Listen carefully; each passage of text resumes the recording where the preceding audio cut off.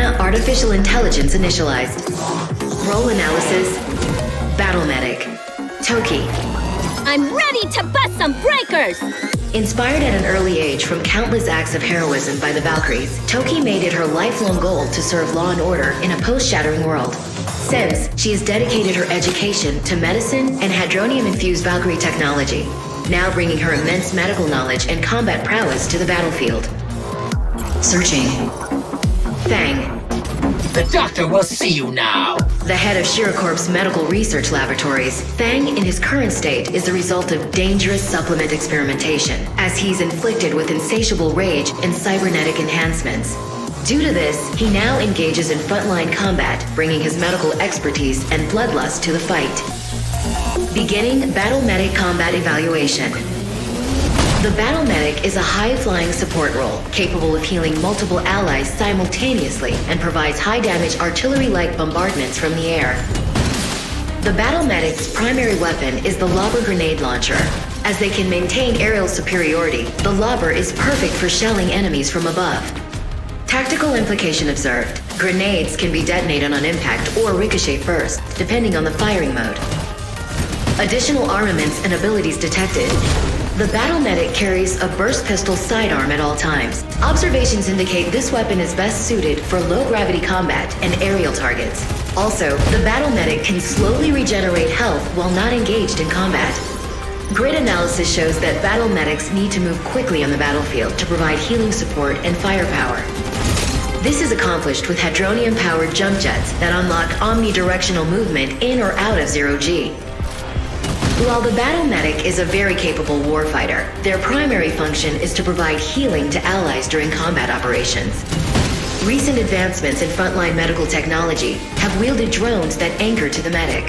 This means 2 medical drones can be deployed simultaneously to lend aid to 2 allies, eliminating the need for the Battle Medic to interface with wounded comrades directly. This is advantageous to the Battle Medic to both heal and deal damage at the same time. Fascinating. The Battle Medic can deploy a time-limited dome of impenetrable hadronium hollow mesh weavecast from a flurry of microdrones. This defensive maneuver ejects enemies out of the field of effect, providing protection and healing to all allies within. Evaluation summary. The Battle Medic can eliminate targets from the air while simultaneously keeping multiple teammates alive. Outfitted with medical drones, multiple weapons, and a high-mobility jetpack, the Battle Medic is a multi-purpose combatant that no team should be without. Analysis complete. Uploading data to the grid. HANA out.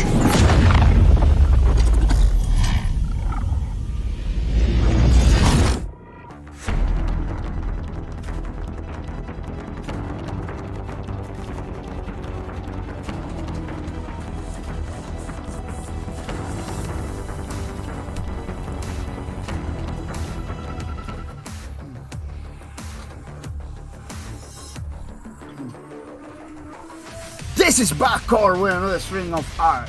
Today is April 11, 2021, and we're coming back to do another page for our Lawbreakers Fanaro, which is a pretty awesome project that we set up to do long time ago. Today we are gonna do the third page for our Fang character, you know, the Battle Medic class for the Breakers, which is a pretty awesome character, you know, created by BSK Productions, which is pretty nice, pretty awesome, yeah. Everything that we're gonna do over here today is related to that pretty awesome game called Lawbreakers. I don't know if you see the footage, the trailers in the beginning, where we used to play all the time without mercy. Basically, this channel was created, you know, to play Lawbreakers 24/7. But unfortunately, we cannot do it no more because the game was closed, the studio was closed, everything was closed. But we're still creating content from the game, which is pretty good, pretty awesome, pretty nice that we had the privilege to continue, you know, the gospel of Lawbreakers. I'm gonna say welcome to the stream, the real Omer, welcome to the streams. I hope you're coming right to have some fun. It is pretty nice, pretty awesome. You decided to come today to have some fun and to watch some drawings and some stuff, which is pretty awesome. People, I'm gonna remind you that our strings are mature only strings, so you need to have like an 18 and up in order to be here. You know, otherwise you can go to another room. You know, remember you can use Twitch if you are like a 13 and up. But my channel is required. It's kind of required that you have like a 18 and up and 18 and up in order in order to come to the strings and participate in backcourt to be a string, you know, because we play a lot of mature games. We do a lot of mature stuff, so we keep it clean. We keep it very clean, but still we play many mature games and stuff like that, which is very kind of appropriate for kids and everything. I wanna say welcome to the stream to Akash Sash. Yeah, it's like that, Akash. Welcome to the stream. I hope you come ready to have some fun. It's pretty nice, pretty awesome to see you here in the streams. I'm gonna say welcome to the stream to W31 Studio. Welcome to the stream to W31 Studio, which is pretty nice, pretty awesome to have you here too. Pretty good, pretty nice. For saying hi, which is always awesome that people take some time to, a couple seconds to say hi in the streams, which I really appreciate it. It is pretty important. Yeah, people, so you want to know more about my streams, highly recommend you check it out. My Twitter is a pretty awesome place to know about my stream. Follow backcourt to the streams on Twitter. So you know more about other things that we do, about the streams, about the people that we support, and the games that we play, which is pretty nice, pretty awesome, pretty cool. Don't miss out. That's the only way you're gonna know more about my streams, is to follow my Twitter. You don't need to subscribe, you don't need to follow, you don't need to have an account. You just click over there in the link in the chat. It automatically is gonna send you to my Twitter. People, check it out. The Wacom tablet Twitter, which is one of the devices that we are using to create, the low breakers for an album, which is pretty awesome, pretty nice. So follow the Wacom tablet Twitter. It's pretty awesome Twitter for the one of the devices that we are using over here to create the page of our low breakers fan album. Highly recommend the quality products. Always quality products. As you can see, they are promoting many stuff, many creators and everything. Check it out. Wacom tablet. Pretty awesome devices to create art, professional art. Don't forget to check it out, the Outrage, which is the application that we are using. Follow Outrage Twitter, which is one of the applications that we are using to create a page of our lowercase fan art. Remember, you don't have to subscribe or anything like that. You just click on the link. They send you directly to the Twitter. Highly recommend the software for creating art and stuff like that, because it simulates real life pen and paper, real life brushes and strokes. So you are a painter, you're gonna feel in your home with this software. Pretty cool.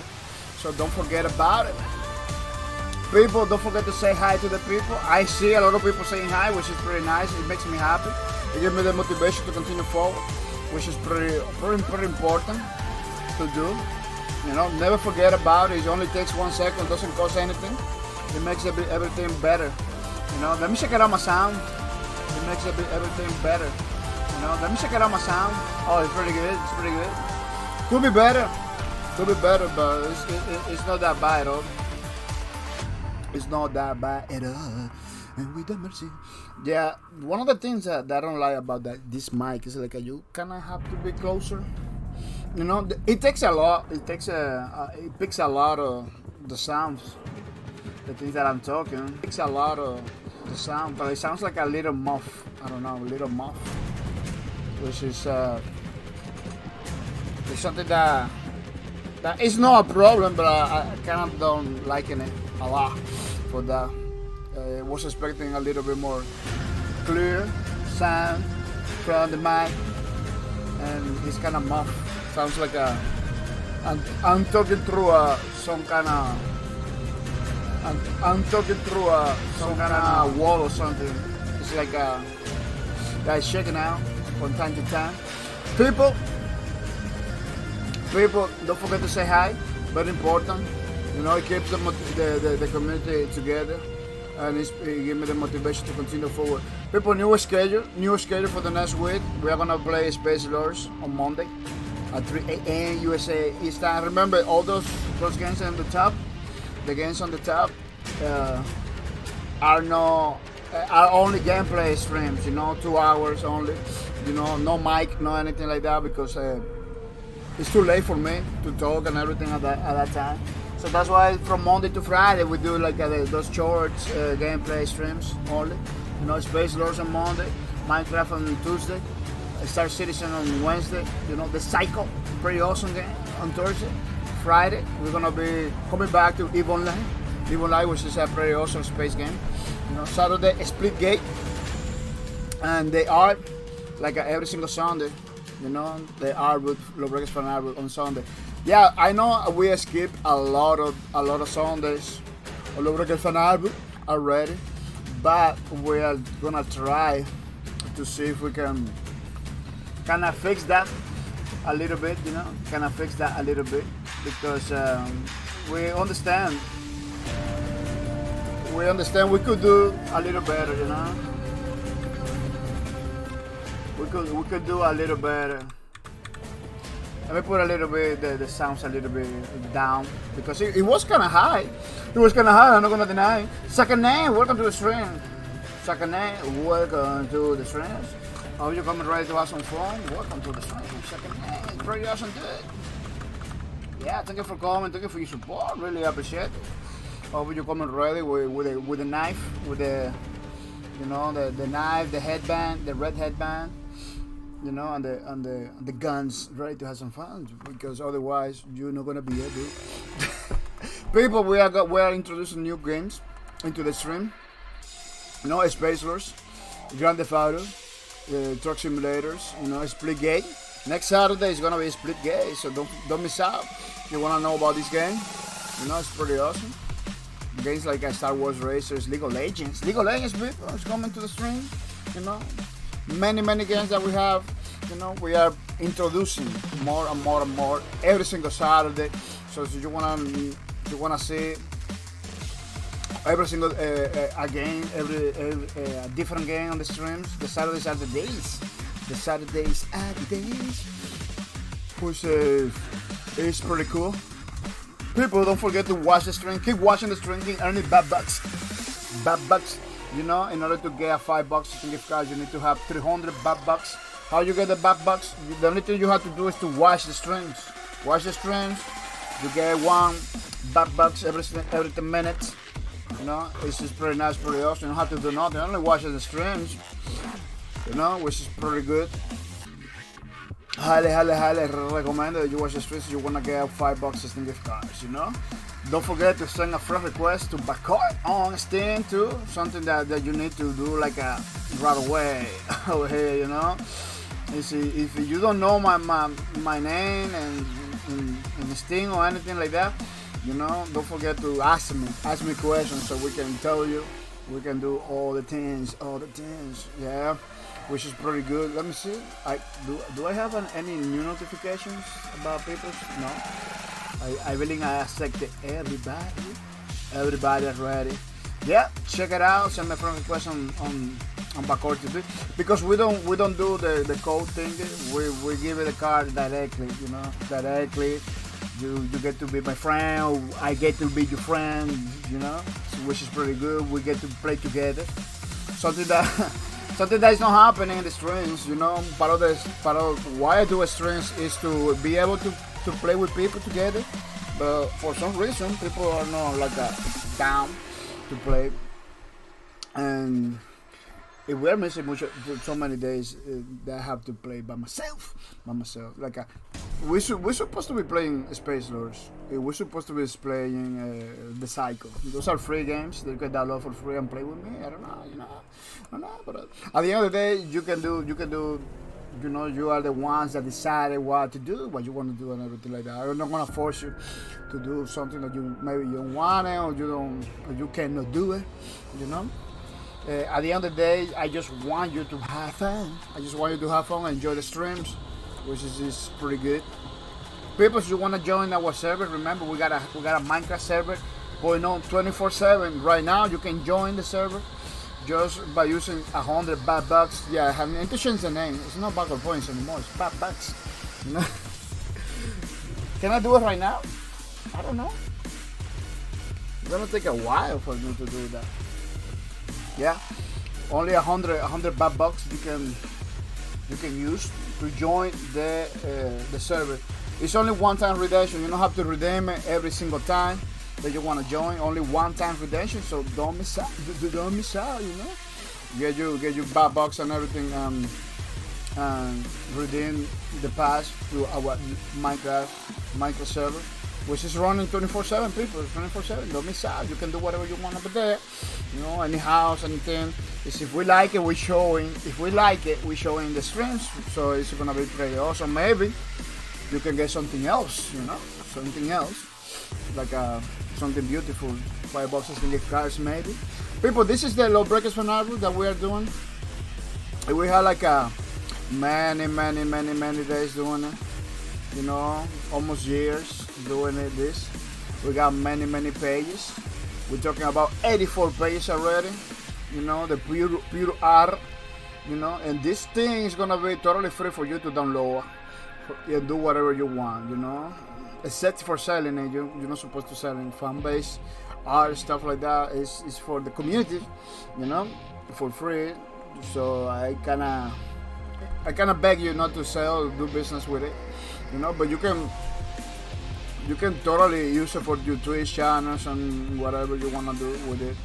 You know, it's a way for me to say thank you for the people that was playing the records in the beginning of the founders, people that came in the beginning of the channel, and for the people that come into the streams to check it out, these art streams. You know, it's a way for me to say thank you, which is pretty nice, pretty awesome. I hope you like it the way I like it. A lot of people liking it, you know. The designs of the characters and everything of Low Records was super awesome. To the point that we decided, you know, let's do some art book, you know. It's a pretty good excuse to talk about the game and to have fun and to be together and to have something to do that is not just gaming, you know. It's about gaming, but it's not just gaming because it's always good to have some kind of project like an art book or game, something like that in the community. After we done with the Low Breakers Fanable, we got something else, you know, games, programming again, and everything like that. People want me to make like a new remake of the game, you know. They want me to make a new Low Breakers because we cannot play Low Breakers, but we can totally download some, you know, some technologies out there, create our own characters and make our similar game of Low Breakers, not the same, not exactly a copy paste, but something similar that kind of maybe with the time, with the polish, could be that good than the original, you know. There is another group of players of Low Breakers that are doing something similar. They are doing like a Low Breakers fan base game that maybe we will play in the future. Maybe we will stream in the future, you know, which is pretty nice. People, look, we did the first one of Fang, the Battle Medic. We did the second page for the Battle Medic. And today we're gonna do the third page for the Battle Medic. I'm gonna show you which one. You know, this is gonna be this one, which is gonna be pretty awesome, pretty nice. You know, it's one of the posts of victory posts that he was using for every time they won the game, or every time you select the character, which was pretty good. As you notice, the thing is like a very low resolution, so it's gonna be a little bit harder for me to pick up the details. We got this thing, a better resolution to pick out the details, the little things, you know, to help me to go through. But it's gonna be a little bit difficult because it's kind of blurry, and I'm gonna have to be switching from this one to the other one in order to make a better Fang, a better character. One thing that I'm gonna tell you, maybe we're not gonna be able to finish today. Maybe we are not gonna be able to finish today. Maybe we are gonna be coming another day to finish it. You know, it could be this could be 2 streams, 3 streams, all depends. You know, I wanted to do one character in every single stream, but it's not possible because of my schedule. I'm supposed to come in earlier today in order to do that, but it was hard for me to come in earlier, you know, so I have had to do many errands, many stuff. Remember, weekends are the days that I do my errands, my stuff, you know, because I work from Monday to Friday, so weekends, Saturday and Sundays are the days. That's why I don't have a schedule on the weekends, you know. But I implore you that you turn it on the notifications, so every time I go on live, you can come into the streams and have fun and everything, which is pretty good, pretty nice, and pretty awesome. Yeah, people, let's jump in to the art thing because the time is at the essence. Let me check it out something before do the savings. Oh yeah, it's pretty good. Fan tree. Yeah, this is gonna be the number 3. Yeah, which is pretty nice. Yeah, it's time to go to the and begin the art, because I really like to talk to you, but we have to do the things, you know. We have to do the things. So you have any question, don't forget to ask in the channel, you know, in the chat. Put the questions there. We're gonna try to see if we can answer it the best of our ability, which is always something that we are down to it. You know, we are down to do it.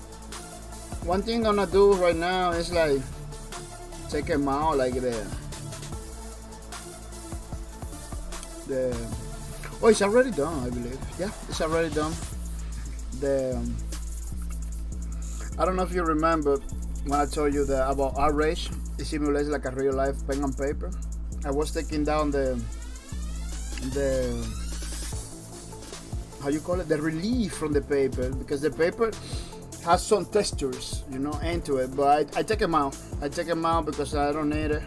I'm not gonna do like a kind of work that requires texture. It's still going through a little bit, but it doesn't notice it. It's not that strong like before, you know. Because you don't want the relief, the texture from the paper to affect your drawings. Sometimes you want that effect, sometimes not. I don't want it for this, you know. I don't want it for this. That's one of the reasons why I take all the time. I take them out from the thingies, you know? From the thingies, which is very nice. Pretty awesome and pretty good. Let me check that out.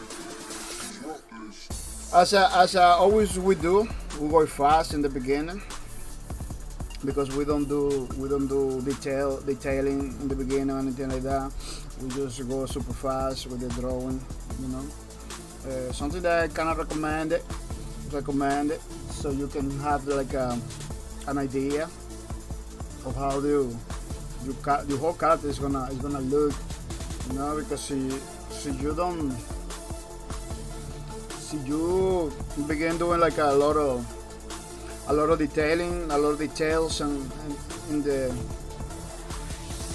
the character, you end into having something like doesn't look that good. You know, it can be problematic. So what you do is something that the professionals call it like sketch, sketching, which is like pretty fast drawing, like I'm doing right now, just to have like an idea how it's gonna look and everything, it could look not that good, like maybe it could, I did it the way you told me, but it doesn't look like good because it takes practice, everything about drawing and stuff like that, it takes practice, don't expect like a results right away, so you put the time and effort, you're gonna get there, to the point that I did a sketch, it kind of looks good, and I finished my character very fast. One of the reasons why you do sketches like that is to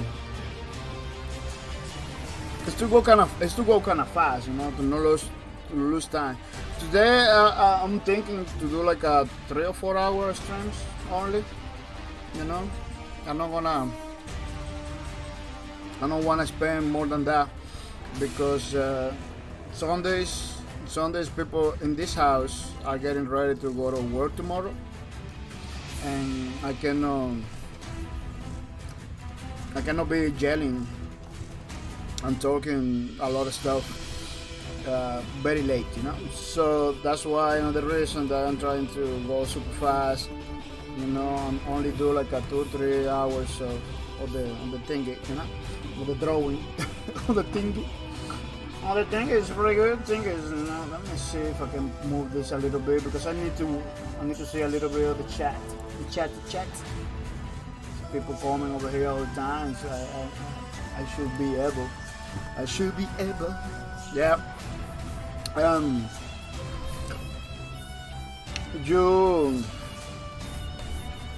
You need to go fast, Specifically, if you're gonna do like a 2 or 3 hours, you need to go fast. You cannot be like taking your sweet time doing things because then you're ending taking so much time. I'm getting late and everything. I don't want to be over here. It's 5:50. I don't know if you can see in the bottom over here in the corner.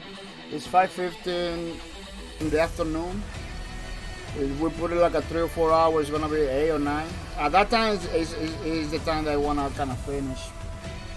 8 or 9. I don't wanna finish later than that. And maybe next Sunday we're gonna continue doing this. The same character. Maybe.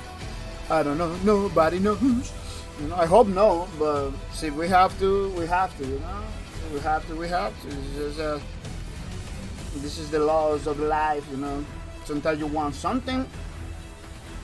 If something else happens, But don't get frustrated for that. Don't get like sad or anything. We have a lot of time. We got a lot of time to spend to try it over and everything. So as long as you got time to retry, to do it again, don't get frustrated. Yeah, this thing is looking good. You see, you go fast, you do the sketch, you can totally control the overall picture, the whole picture thing.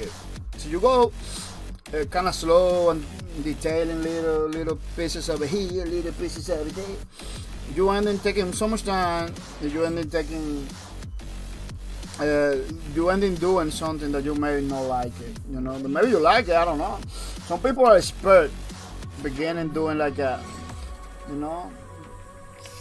little details and everything, but those are professionals, So those are people that have like so much time, so much experience doing it.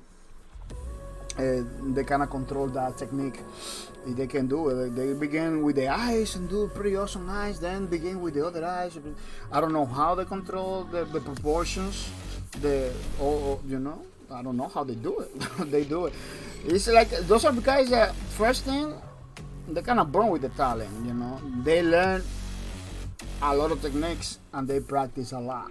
Like that's what they do, painting all the time. So that's why they do it. But for people like us, that we're still learning this thing, You know, I don't know. I don't want you to think that I'm a professional. I don't want you to think that oh, yeah, I got years doing this, but I'm not professional. I don't make money from my art. You know, I don't teach people how to do art either. So don't believe I'm a teacher or something like that, or I do art all the time, because you're gonna be pretty disappointed. This thing is a fun activity that I do, and that's it. Doesn't have nothing to do with it.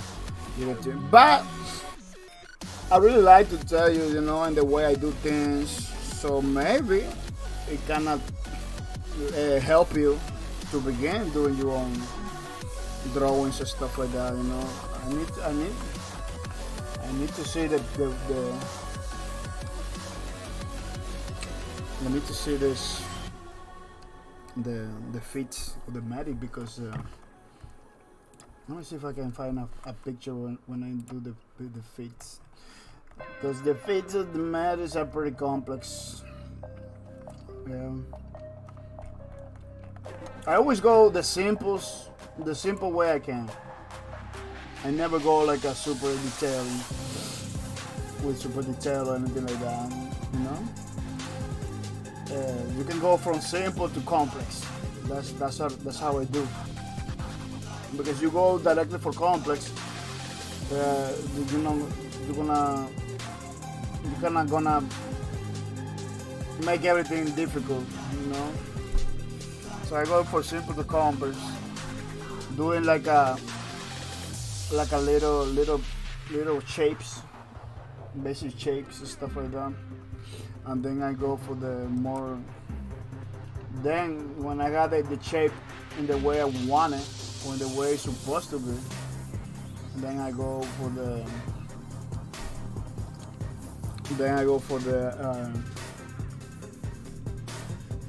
For the little details, the little things, the little. Then I go for the little details, you know, the little pieces over here, little pieces over there.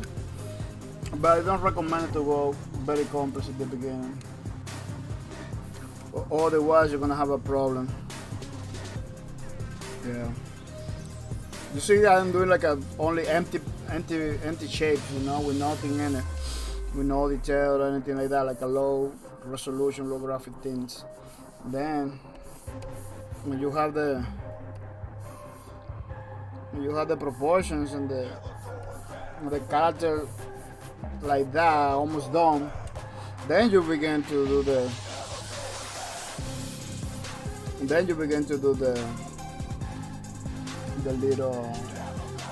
little pieces and little details and stuff like that. Yeah, which is pretty nice. Which is pretty good. It's like a kind of walking in this position. This position that he has is he's kind of walking. I don't know.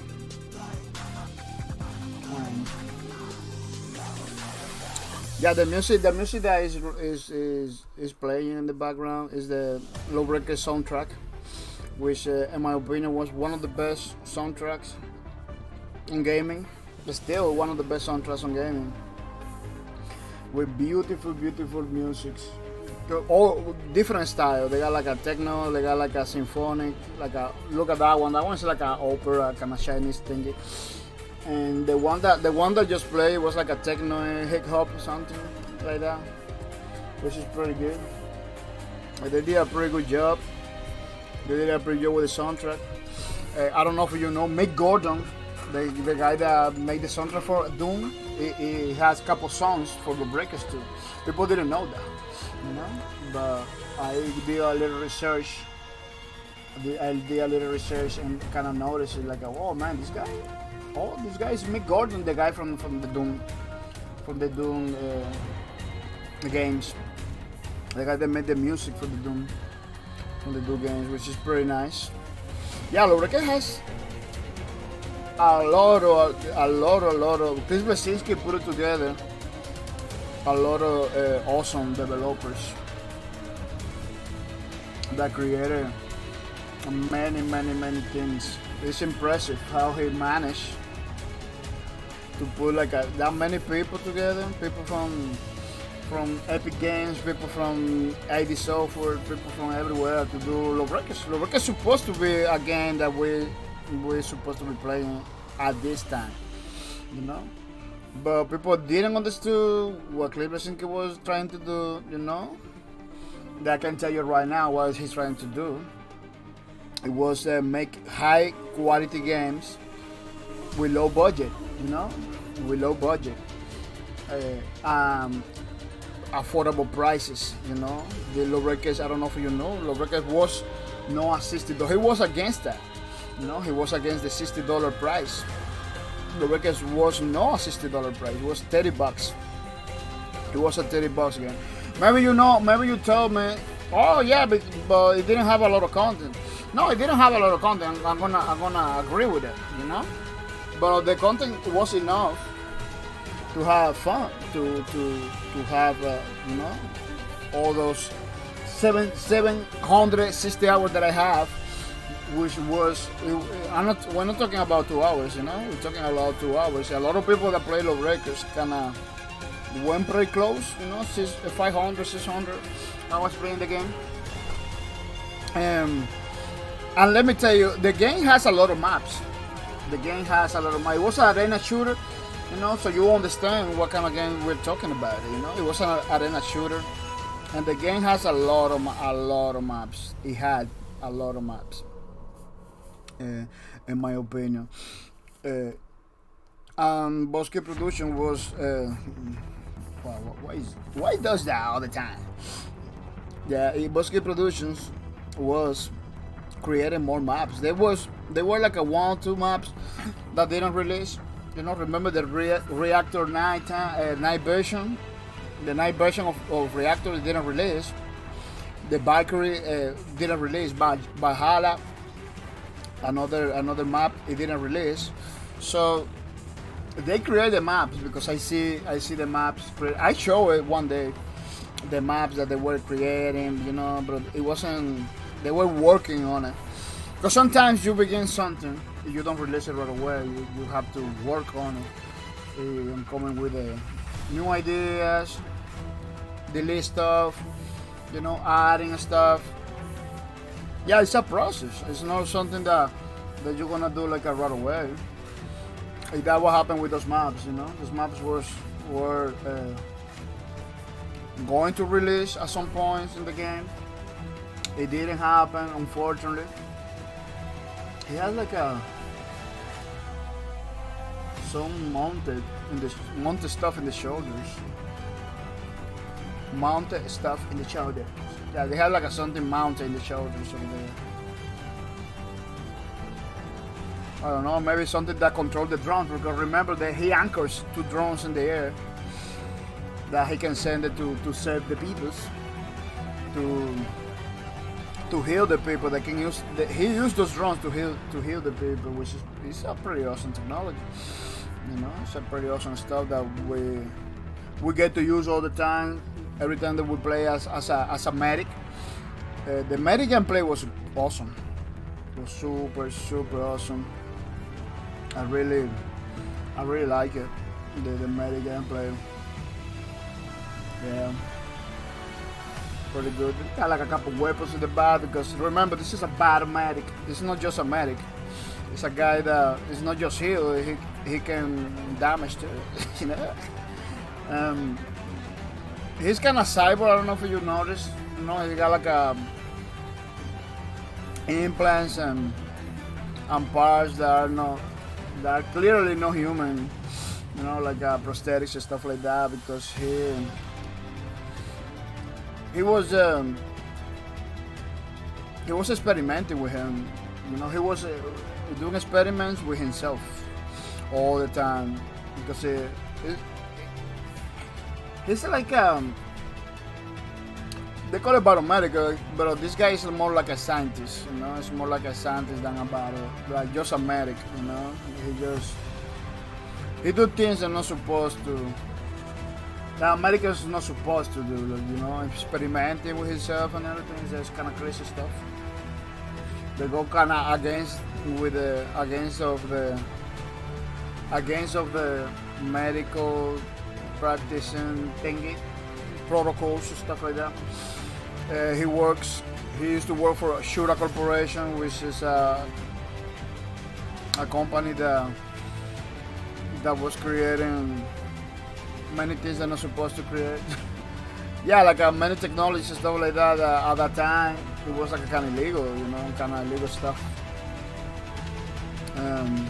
Yeah, Shura Corporation more than a corporation, more like a real company. It was like a mafia kind of thing, They were doing things that almost nobody wanted to do it, and things that was like against the government of that time. Yeah, it has the Shura Corporation has a pretty dark lore into it, which is, I believe, was one of the key companies or corporations, because they call it like that. Like they call it themselves like that, like a corporation. It was one of the key components for the war. Yeah, the pendulum wars that happened in Lawbreakers. I don't know, realistic, but I believe that war was when they destroyed the moon. Yeah, in Lawbreakers they destroy the moon. The gravity goes weird. That's why you can do flying. That's why they got like a lot of the technology working, because they destroyed the moon. And now people can fly, because there is no gravity. It is gravity, but lower, It's like the gravity gets super affected at that time, which is this is dangerous, but at the same time, people can learn how to use it in their advantages, which is it's kind of unfortunate, but fortunate at the same time, But fortunate at the same time. Yeah, there is some details that I'm not gonna draw in my version of the thing, dude, because kind of doesn't look good. Sometimes when you're doing drawing from 3D, not all details are gonna go to the drawing, because sometimes some details doesn't look that good. I skip a lot of details and stuff like that. If I do everything in the way they have in the 3D model, I'm never gonna finish. Remember, these things are made for many people throughout the time, throughout the lab, throughout many weeks, many days. It's not like something that they do like in one day or anything like that. Maybe the character pretty fast. A concept artist can do it like a super fast, I'm gonna do this dude that has this, then does this, and the concept. Maybe they do it pretty fast, but the 3D model, it takes time, because they grab the concept, or some dude did, some concept artist does, and they begin to break it down. Like, this part could be. Remember, every single character in Lawbreakers has like every single detail, every single part of the suit and everything. They make it in the way that looks realistic, that looks functional. So they take the concept from the guys, the concept artists. Sometimes they don't do. A lot of concept artists does it, but they don't worry about functional or anything like that. They just go, bonkers with the design, They try to make the most exciting. Then a 3D artist, that knows more about shapes and functions and stuff like that.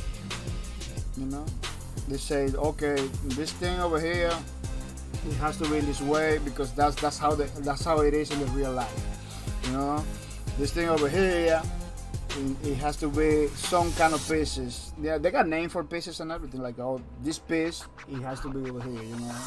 Or you remember the thing that has like the car has it that you can put it and everything. Yeah, we begin to break it down, to make it to brainstorm, and to put pieces that real, you know, buckle bells and stuff like that. Holes that looks like from real radiator stuff, you know, fan, you know. They begin to break it down all that, looking for pieces, looking for stuff, and incorporate into the model, you know, into the 3D model. That's why those characters look so good and kind of realistic. But I don't know if you notice the Lawbreakers characters, even though it's in the future, they kind of look realistic because every single piece, at some point you see it on air conditioner equipment or medical equipment, or you can see it in the factories, you know, every single piece of those. So they incorporated those pieces into the model. Your brain kind of makes your brain kind of accept it right away, like oh, it looks cool, you know, because they're using pieces, they're using shapes, they're using forms, they're using like those little things like how you call it? Oh look, it's so functional that you can do cosplays. It kind of looks good. Those are people cosplaying, and yeah, because the characters on the records, it was using like real life pieces and items to do the characters. People could incorporate it very quickly into cosplay. You know, yeah, of course, it's still a lot of work. I'm not gonna say, oh, look at the Robocop Medic. Robocop Medic, that it was pretty awesome to play with. Yeah, it's still a lot of work, you know. They still have to go through the brainstorm process when they sit down talking and thinking about which kind of piece is this, which kind of, you know, how it's supposed to look like and everything. It's a kind of complex process, but at the end of the day, the character looks more realistic. It looks functional. Every single piece looks functional. You know, it's one of the, I don't want to call it trick because it's not a trick. It's a technique. Yeah, it's a technique that they use it to keep the character consistent, you know, to keep everything logical, you know, so people see the character and say, wow, this is pretty cool. This thing looks like it could be done in the real life. Yeah, every single character in Lawbreakers, every single suit, every single stuff from Lawbreakers kind of looks like it could be done in real life, which is something that all of those artists, specifically the artists from Lawbreakers, because I know a lot of those people that do art, that was doing art for Lawbreakers.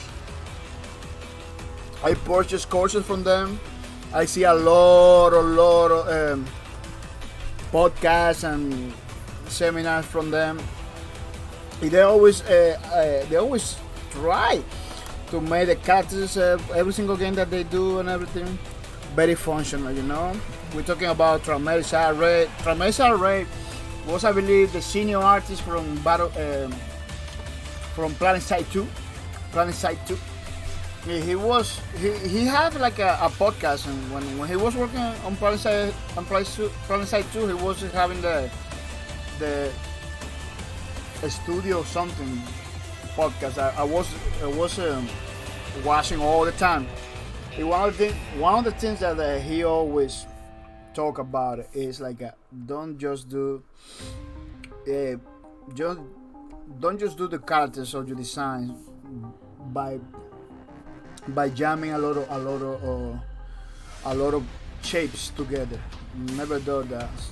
Try to, every single shape that you put on, every single piece that you put on it is something that really exists in real life. You know, that really is used in real life in some way, in motorcycles and vehicles and whatever. Grab those pieces, put on your character. It's gonna look better. That's true. That's true. You grab stuff from real life, you know, connectors, stuff like that. Put in your character. It's gonna look more realistic. That's how the the design of the guys are always striking, always awesome. We're talking about the father of the ball boy, the guy from HR, right? Let me see if I can show you the Twitter. That guy, it was the guy that created the ball boy. You know, I don't know if you know what is the ball boy. You see Trammell. I don't know if you know what is the ball boy. Yeah, this guy from Trammell. This is the official Twitter of him. He was I believe he got over here in his bio. Let me see. Same dude, the Fallout 1, Fallout 2, Duke and he worked on Duke Forever. Planet 1, Planet 2, Low Breakers. You see, Low Breakers. Ball boy is that. You know what is the ball boy? Ball boy. Let me show you who is the ball boy.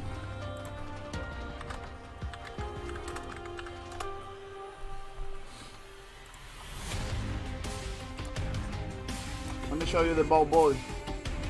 This is the ball boy. He created this for Fallout. Maybe not this version, because this is like the last version of one of the last versions of the ball boy. But he was the one that created the character, you know, which is pretty good. That guy is no joke. He's not just doing games right now, you know. He's a vice president of art in Alphonics. You know, the people that play that working on Predator Hunting Grounds, the guys that made like Nexus and Friday 13 and everything like that. You know, pretty awesome stuff. They're working in this. That company, Alphonics, they're indie developers. They're not like a huge developer, no. They're indie developer, bro. They always work with like a movie IPs and everything. At some point, they work on Star Citizen too. You know, Tramarisa Ray, after he left Daybreak Games, the people from Planet Side, he went to Alphonics and pretty awesome dude. You should check it out. YouTube videos of him and everything. It is pretty awesome. Yeah, he works in Low Breakers. Majid Mehdi, welcome to the stream. Majid Mehdi, welcome to the streams. I hope you're coming ready to have some fun. Welcome to the stream. Yeah, Ragnarok in 6, welcome to the stream. Ragnarok in 6, welcome to the stream. Feeling happy that you are coming to the streams too. Welcome to the stream, yeah. Pretty awesome. Thank you for coming, man. Really appreciate it. Majid Mehdi and Ragnarok says that you just came in at the same time. At the same time, without mercy.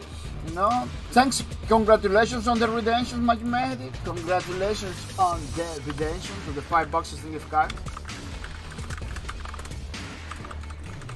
Majid Mehdi. For the $5 in gift cards without mercy. Hoping you can get some new games. Also new loot, you know. With that, there is so many things at that price on Steam that you can take advantage of it. Majid Mehdi said, "What's up, bro? Pretty late here. Just came in to say hi." No, it's not late. We just have 55 minutes into the stream, so you're coming now. So you're coming now. You're coming early. You know, you're coming in the beginning of the streams, basically. You know, today is not gonna be a super long stream. Maybe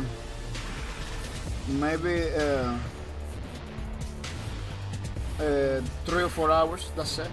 I'm trying to go the fastest I can with this thing. Not to finish today, but see, we finish today, it could be nice, but not to finish today. That's not the plan. You know, but to do a lot, to do a lot. You know, to do the most we can. The most we can there. Yeah, that's what it is. Majid Mehdi says, it's 4 a.m. here, so gotta sleep. Oh, thank you for coming, man. Thank you for stopping by. Majid Mehdi, really appreciate it. Hope to see you soon. Yeah, you gotta sleep, man. You're not supposed to be here. You know, but thanks for stopping by, man. I really appreciate it. stopping by. Hoping to see you soon. To see you soon. We always here. Tomorrow. Well, tomorrow no. Later on, we're gonna have another streams of Space Lords. Unfortunately, it's not gonna be. I'm not gonna have the mic on. That's the unfortunate stuff. But yeah, later on, after this stream is gonna finish 2-3 hours, and then we're gonna begin at 3 a.m. USA time. Another streams, the Monday streams basically. You know, with Space Lords. So I'm hoping to see you there, man. Getting more bucks for the $5 ticket cards, stuff like that. Man, see you later then. Enjoy the streams. Thank you for your support. Really appreciate it. Hoping to see you soon, Mr. Magic Magic. Ragnarok say GG. Yeah, thank you for your support. Really appreciate it. It's pretty nice, pretty awesome that you decide to stopping by on the stream. Yeah, later on after this stream we're gonna have another stream. It's gonna be the Monday stream. And that's another reason I don't wanna spend so much time in this one, because I have another stream to do. You know, it's a gameplay stream of Space Lords, which is another game that we play in this channel all the time. It's one of pretty awesome games. It's totally free to download on PS4. Xbox One, Microsoft Store, and Steam Store. Well, you should get it. You should get the Space Lords game, which is pretty nice, which is pretty awesome. Yeah, he got kind of have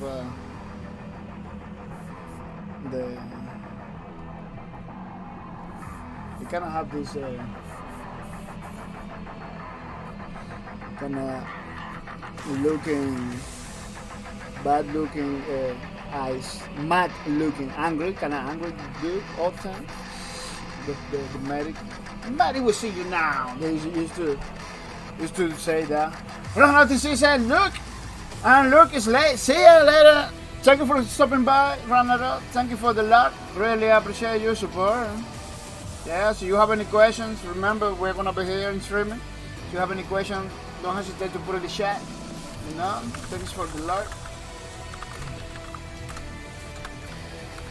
Ragnarok 6.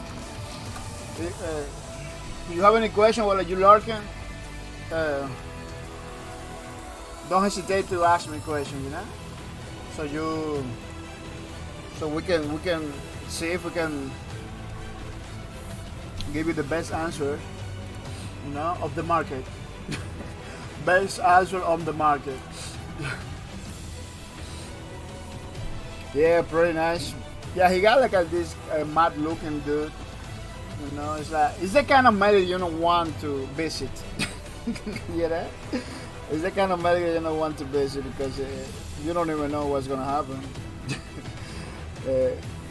But he works for a company that he has like a pretty bad reputation. Well, Shura Corporation is not about helping the people or anything like that. You know, it's a mad corporation. I believe they arm like terrorist and military groups, private military groups, stuff like that. They do many other things that the government doesn't want. They maybe are not 100% illegal, but the government doesn't want them to do.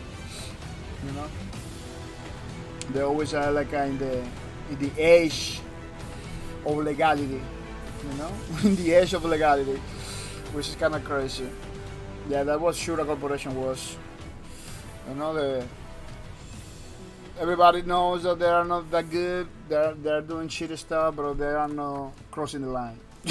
You know, just they. That's why maybe they never get caught. They never get in jail because they don't go to that extent. You know, they never cross the line, but they're just there. You know, almost getting caught. Which is kind of interesting dynamic that they have with this with a corporation, with a shooter corporation. He got like the logo Shura Corporation on top of that part of the thing, but I'm not gonna put the logo of the Shura Corporation. I'm just gonna do this thing in the kind of looks better like that, because they got like the logo over there right there on the top. Because it's in a 3D model it looks good, but when you draw all those lines in the same spot kinda look weird, you know? Kinda super difficult to do, difficult to differentiate one of the lines from another, which is crazy. Yeah, looking good already. This arm is like a prosthetic that he has. It's not a normal hand. It's a prosthetic that he has. Maybe he lost the hand during the war, you know. Or maybe he just chopped it and put it this one because in the future, in cyberpunk future, because Lowbrook is kind of cyberpunk, you know. It doesn't have the name cyberpunk, but belongs to the cyberpunk genre. In those sci-fi cyberpunk IPs and stuff like that, not everybody that has like a prosthetics is because they need it. You know, prosthetics at that time is like a luxury or an advantage. You know, you got a guy that runs pretty good, they chop the legs to run faster. You know, to put like some prosthetics with computers on it and everything that allows him to run faster and win races and stuff like that. You know, you got the person or the soldier that take him out the eyes to put it like artificial eyes, so he can see from far away. He can do zooms and everything like that. So in those cyberpunk wars and stuff like that, people take the liberties to take him out, to change body parts. You know, oh, this arm, it hurts a little bit or doesn't do, or one stronger arms, they put stronger arms. You know, they put stronger legs, run faster, stuff like that, or jump higher, stuff like that. So could be that this prosthetic arm that he has, he just decided to put it on it. You know, because maybe more than an arm, is a kind of tool that allows him to do some work. You know, whatever work he's doing, you know, it allows him to do some stuff better than the natural one. You know, you can see that in those universe, in those IPs, cyberpunk stuff. In the game cyberpunk, it happens like that, to the point that a lot of people just are not human anymore. You know, they look human, they act human, but they have so many. They still have human body parts, you know, human stuff, organics, but they are changing so many parts of the bodies that they are not considered human anymore. You can see a lot of those characters, NPC walking in the streets on Cyberpunk, the game Cyberpunk, that kind of tell that history, you know. Sometimes you see some lady that is like that lady is like a robot or what? Because every single part of his body is like already looks like a prosthetics and robots and stuff like that. You know, right now it's a need, you know, people doesn't have they for some reason went to the war or born with disability, you know, with one leg less, or with no legs or something like that. There is prosthetics to go around to live a normal life. There is one YouTube. There is one lady YouTube that she does everything. She's missing legs, both of the legs. She's married and she does everything. She got like a normal life, and I believe she have a car. You know, she had like a double legs prosthetics. Those are expensive. Let me tell you, those are super expensive. She go to the car and she kind of walks. She walks in has prosthetics and everything. Unfortunately, I don't know why it's so difficult for the people that are working on creating prosthetics and stuff like that to make it sure to make it sure it's a more natural way, like or somebody missing a leg to have a leg that kind of looks natural or something like that. I don't know why it's so expensive to get like a one that is like a motorized or something like that, or I don't know what is that. Because we got cell phones that are like a microcomputers, You can put it that maybe you can put in the prosthetics in some way, shape, or form. We have like aluminum materials like that are pretty light, but at the same time they are pretty strong. I don't know what is so expensive, so difficult to get something. It doesn't have to be aluminum. It can be fiber. Like a car has like a more expensive stuff. Like, everybody has a car. Like for those guys that need prosthetics and stuff, disabled people with disabilities. Sometimes they have a car, they're expensive cars, but they cannot have an expensive leg. Like, why so difficult? Why so? It's like the technology is not there still, or the people that is doing it that doesn't have the resources. I don't know. I never understood, And in this age when there's so many people with money that can, let me do a company that do prosthetics. Let me innovate or let me advance. Like you got Elon Musk, that do like sending rockets to the space and making like electric cars and everything. He could be a person that he could be one that do like a pretty awesome prosthetics for people, but he always seems to be like something super expensive to do that only a few can do it.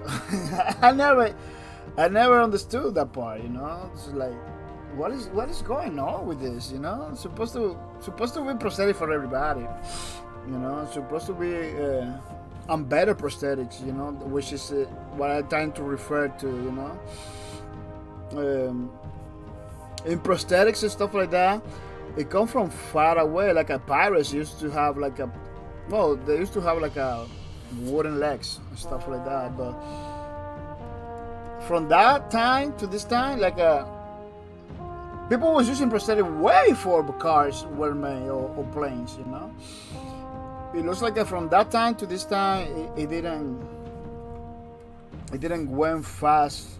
The technology it didn't advance fast enough to get now. That maybe we don't have flying cars, but at least I was expecting to people that are like disabled, have some disabilities, at least to have access to technology or to prosthetics that can let them do like a normal life. Prosthetics that are like invisible, that you can do whatever you want. People maybe not notice that you are a person with disabilities, because the prosthetics is just so advanced or so natural that it doesn't matter. It doesn't matter if you have a prosthetic or not, because for the other people, it's gonna look normal, something like that. I hope. I believe the game Deus Ex kind of touch a lot about that, touch a lot about that. Like in the future, when the people are gonna be able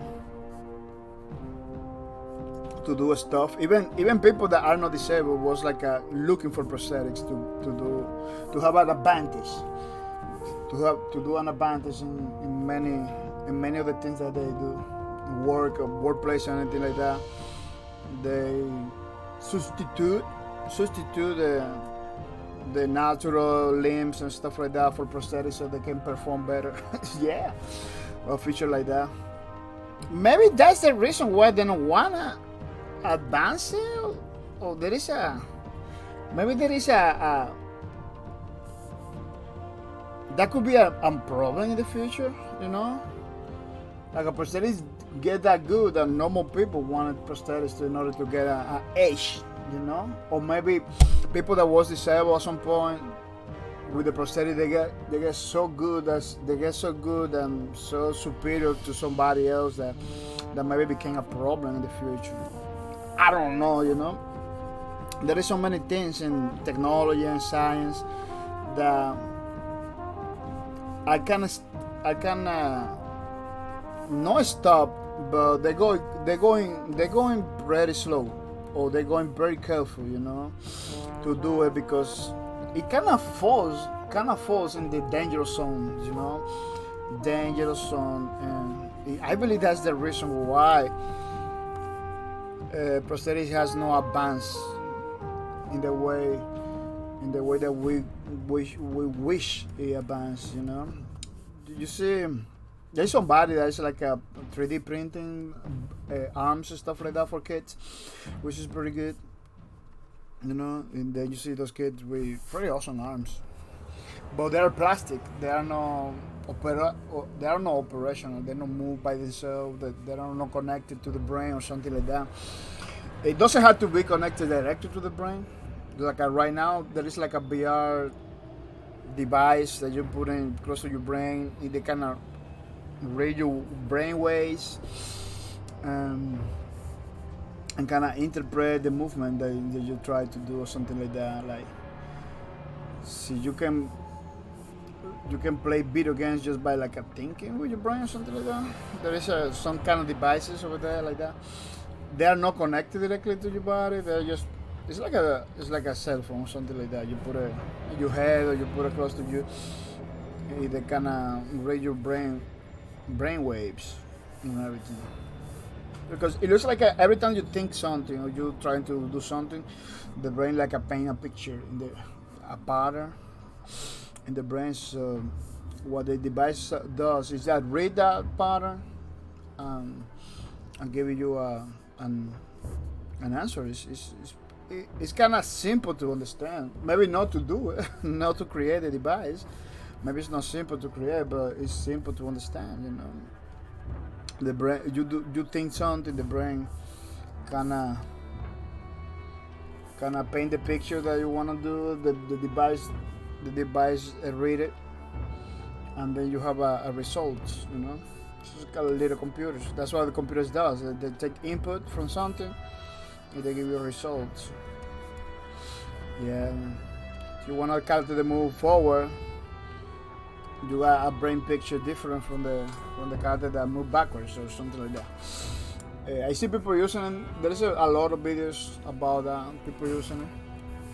It's like a little device that you put in your head, I believe. On top of your head, it's like a helmet or something like that. It reads your brain waves, something like that. It's pretty cool stuff.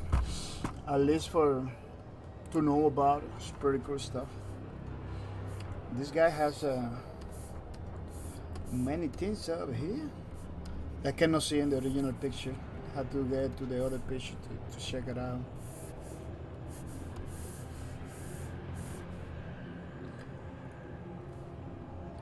Because he has like a very complex stuff. This thing is more like that, like this.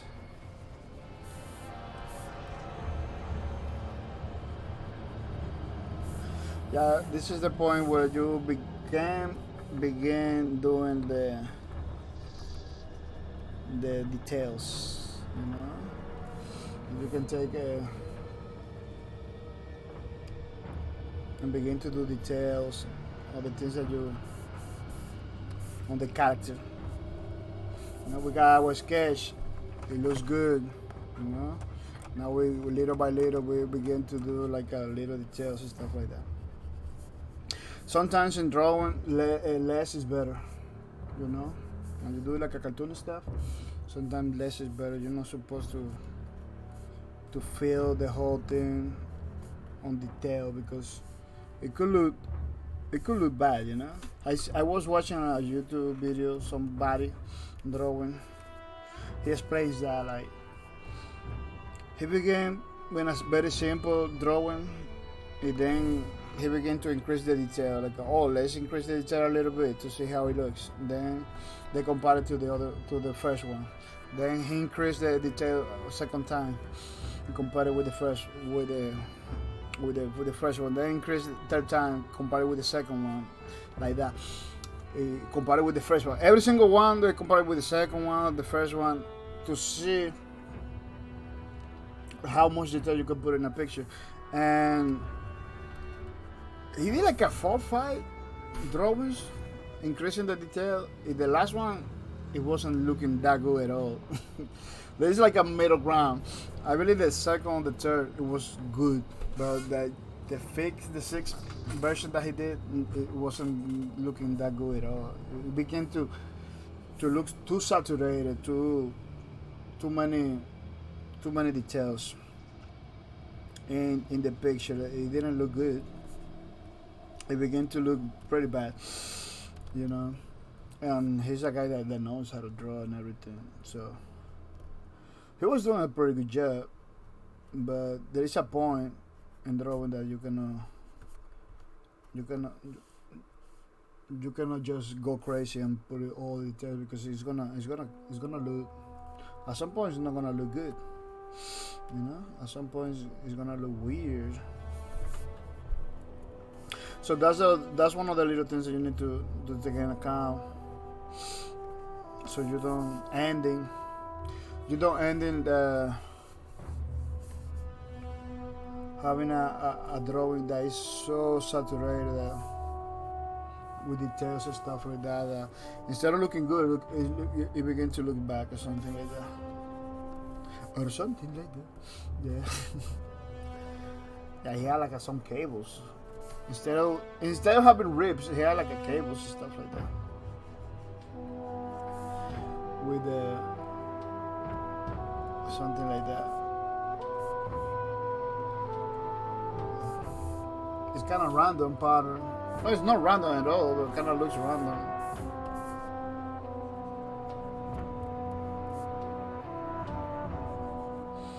Kind of looks random. The second one has these little things over here.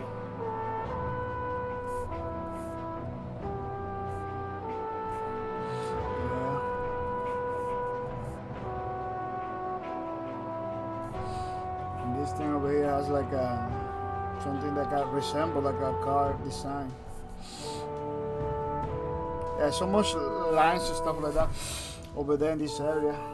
The 3D model looks good, but when you draw it, doesn't look that good at all. But we're gonna leave it like that. We're gonna leave it like that. And begin to do the legs. Begin to do the legs. The leggy legs.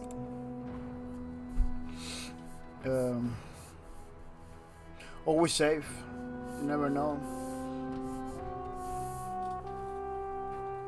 See if something can happen. Freeze computer and everything like that. My computer tends to freeze a lot, so I need to be saving all the time. Saving all the time. Saving all the time. Saving all the time. Otherwise, I can run into a problem and lose everything. I don't wanna lose everything. It could be crazy. Yeah, a lot of the games I play in this channels are free. So you are new coming to my channel, they are free. We got Space Lords, we got the Cycle is free too. Space Lords is free, Cycle is free.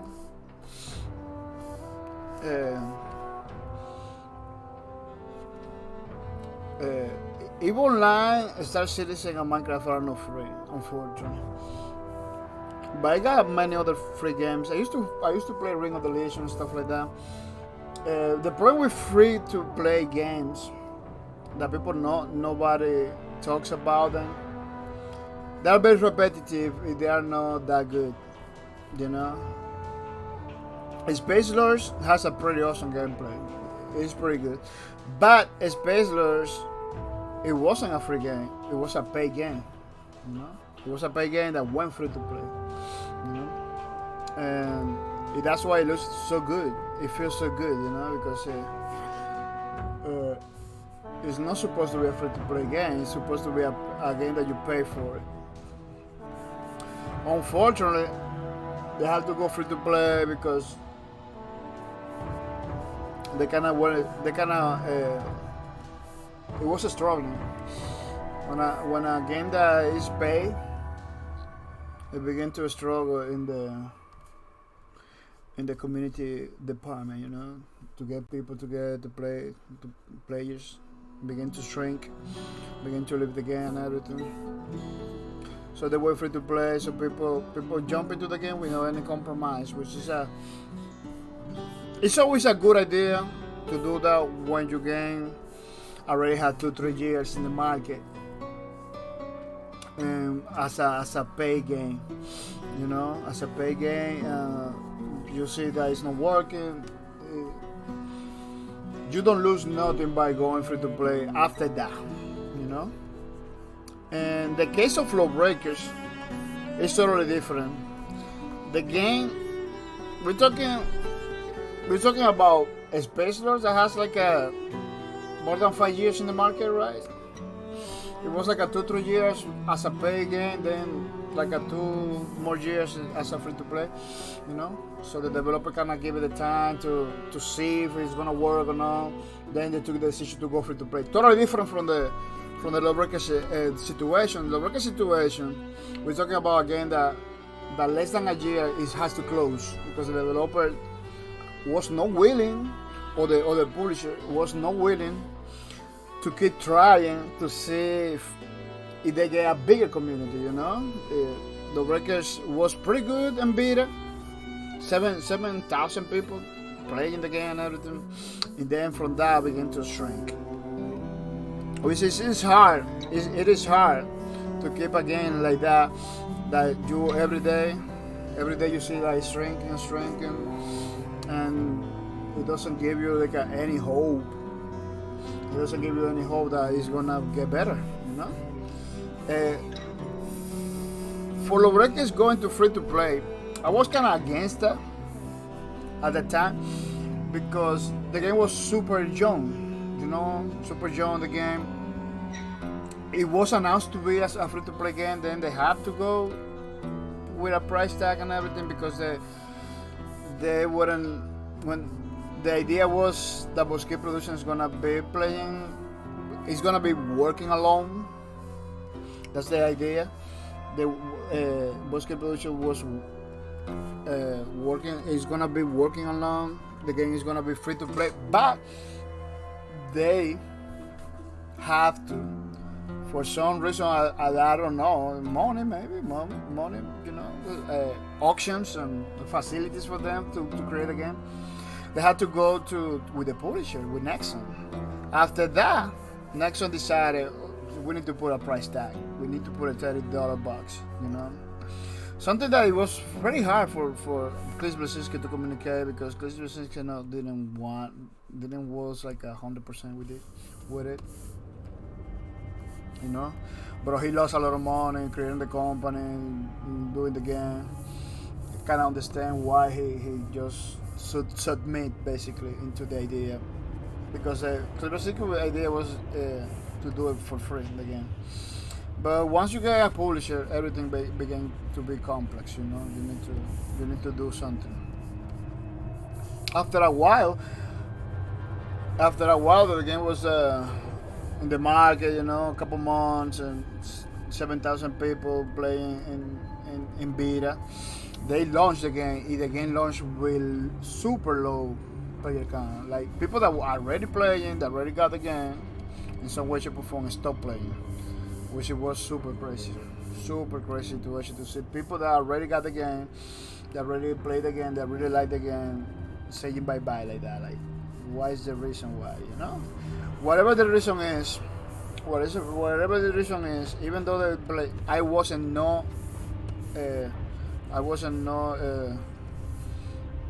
very happy with the idea of going free to play. Why? The game was super young.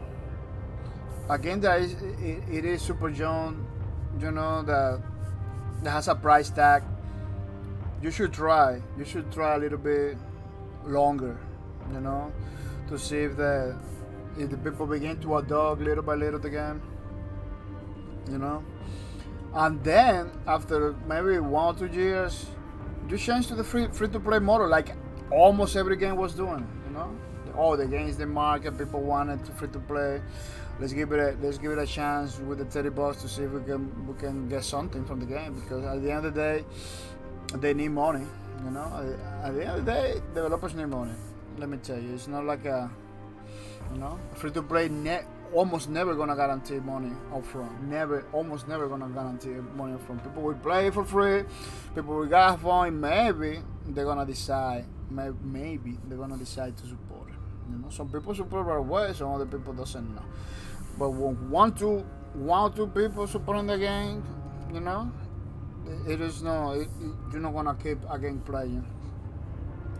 We only 1 or 2 people.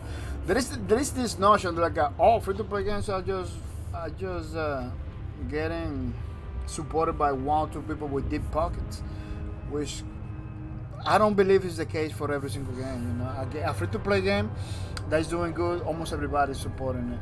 Almost everybody's spending money. You know, make millions of dollars just for 2-3 guys that are millionaires. You know, they have to be.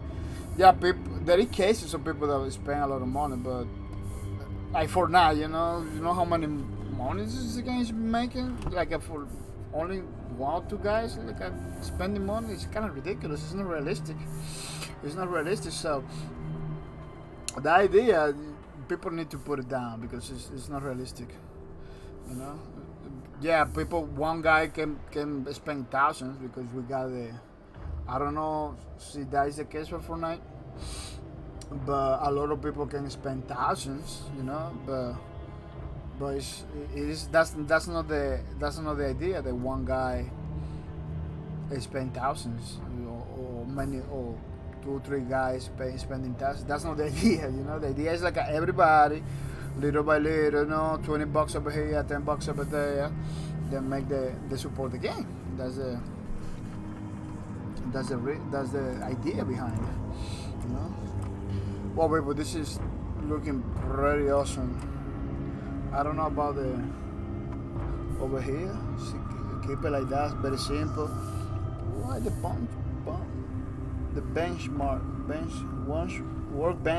workbench mode activates super easy in this software. You need to be careful so you don't like that mode. I don't like that mode. That's why I put it back all the time. I like this mode. The workbench mode is like for professional. It's like people that wanna work without clutter, without so much clutter. And I don't know. Yeah, this mode is for people that wanna play, not wanna work. Let me tell you, a race kind of feel like playing. You know, it is that fun to use this software. A lot of people ask me, why are you using Array? Why are you not using the other guys? Why are you always using Array? Say it's fun. We simulate like a real life pen and paper, and all the tools. You can see all the tools on the screen. You can disable that too, but you can do it in other software. But over here it's done by default. You know, in other software sometimes you need to kind of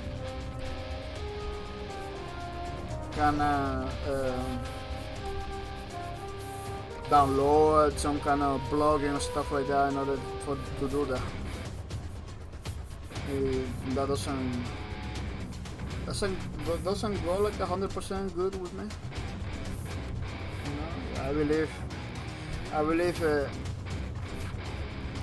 so using a software has to be fun. You know.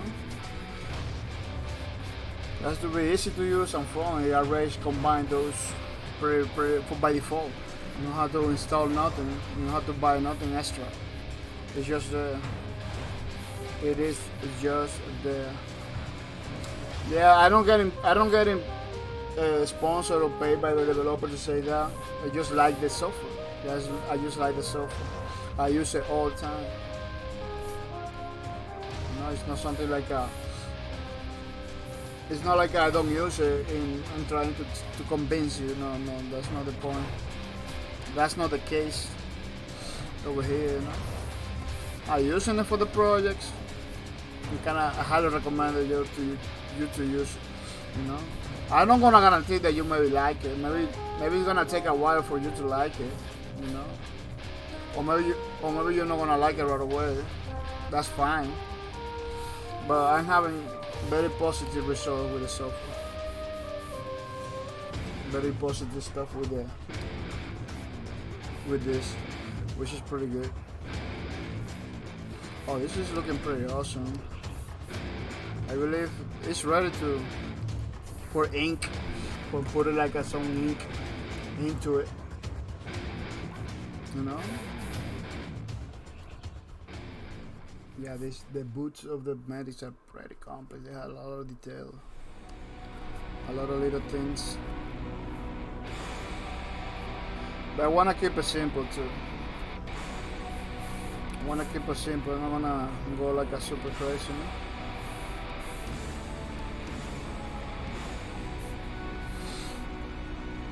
And drawing, it's a good idea to keep it simple when you're drawing stuff.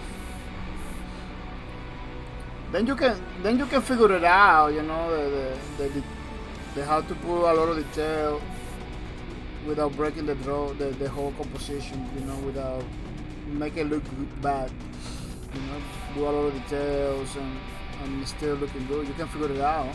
You know? This is not, I'm telling you that you shouldn't, you know. Everybody's different. You can in the future figure it out and do pretty awesome stuff.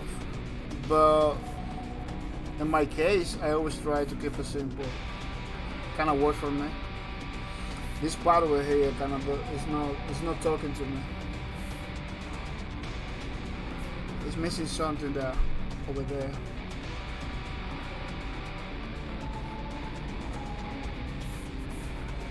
It's missing something. I cannot figure it out. Yeah, it has like some neat stuff.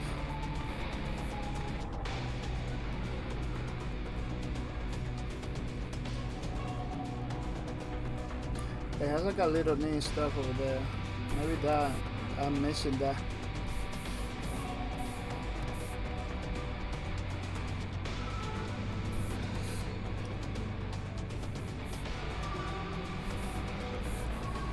It doesn't look like this part is covering that part. It looks like this part is on top of that the other part. Yeah, it's kind of weird. I'm gonna have to give you a little bit more detail. The detail that I don't want to put it, I'm gonna have to put it. Because some details are important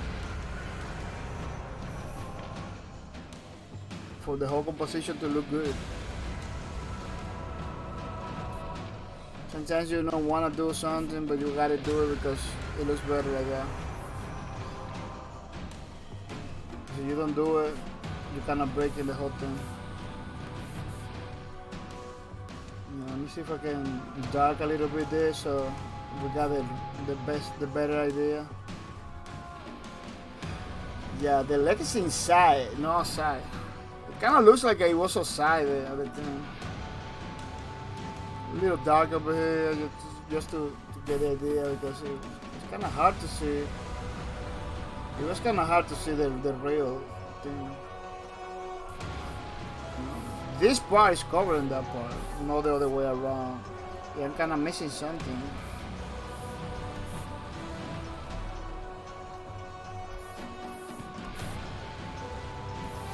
That's why the shadows and lighting is pretty important when you're doing drawing and stuff like that.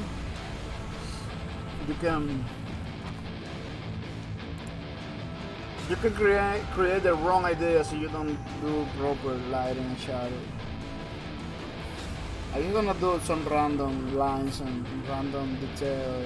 I cannot spoil any picture over here. So I'm gonna create my own stuff. Remember, this is fine art, so it doesn't have to be 100% equal. than the original. Yeah, kind of looks better right there. At least the leg is inside the boot thing, no the other way around. It was looking pretty weird. People are gonna take 1 minute only. When we come back, we're gonna continue playing, working on the Lawbreakers finale. So don't go anywhere. Don't go anywhere. We're gonna continue doing these things little by little and without mercy. Yeah. So don't go anywhere.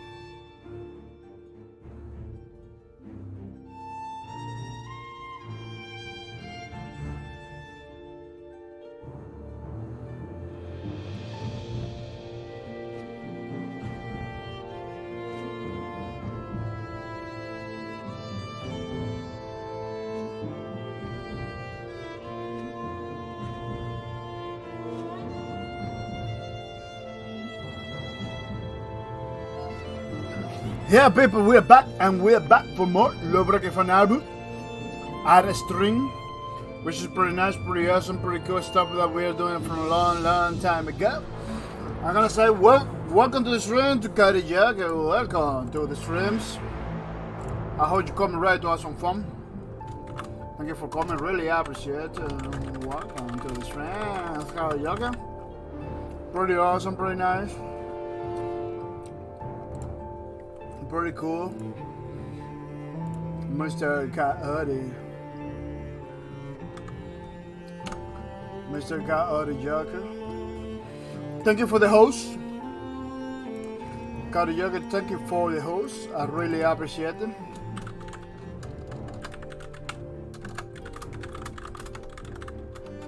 Coyote Joker, really appreciate it.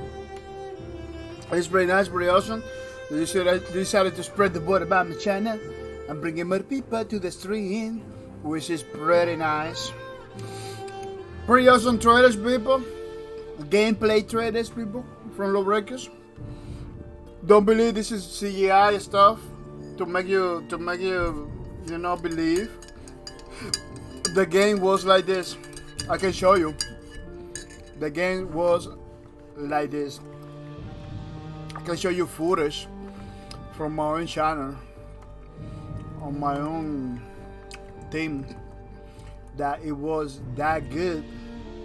I believe we got something that I posted a few days ago about Lawbreakers on my Twitter. Yeah, it was like a long time ago. So you can see the gameplay. Unfortunately, at that time my computer wasn't able to run the game 100%. So it's kinda tiny windows everywhere. Tiny windows everywhere. But after a couple minutes, you can begin to appreciate the game.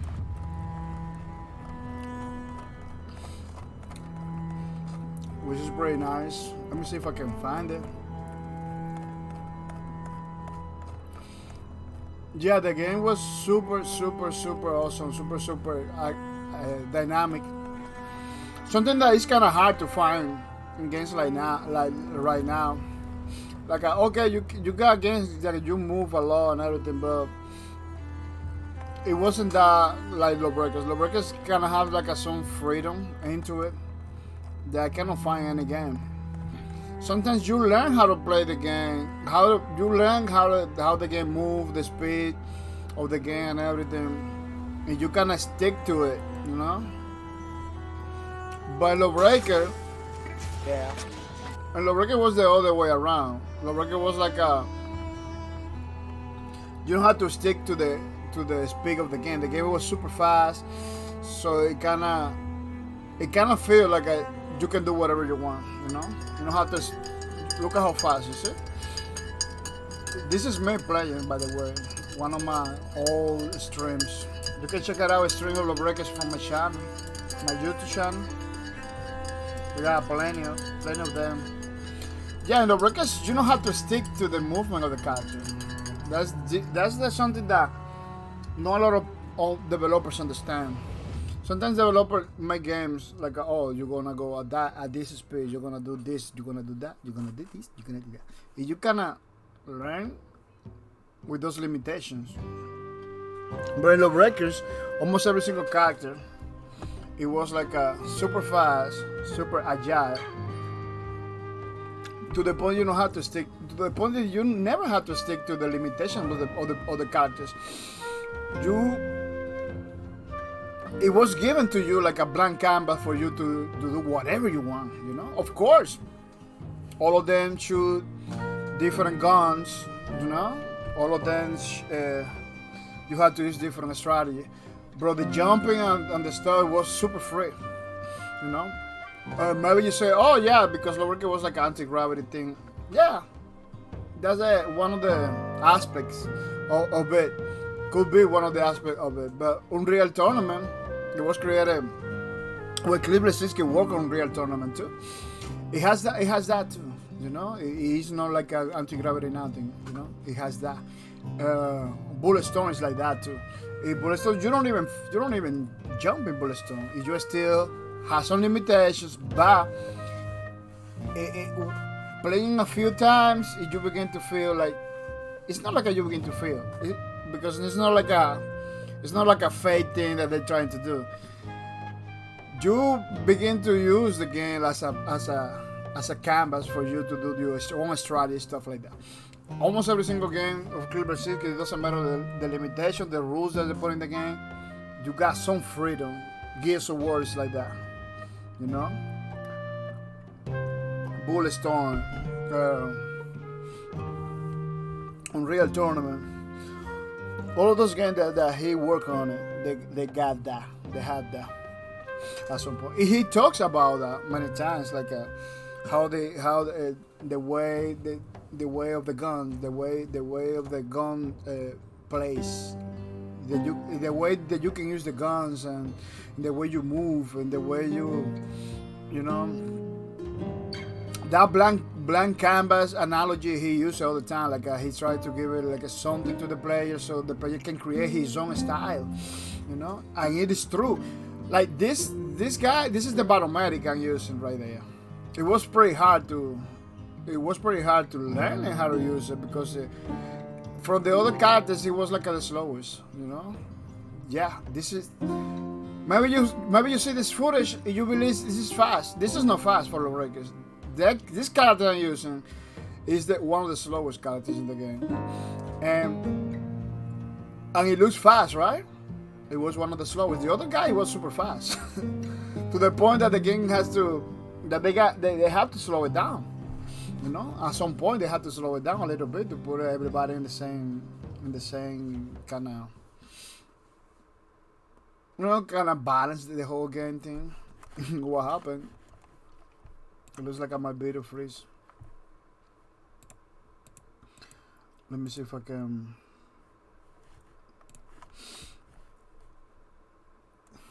Yeah, it looks like look at the video. Kind of freeze up. Let me see if I can take him out the full screen from the video. Yeah.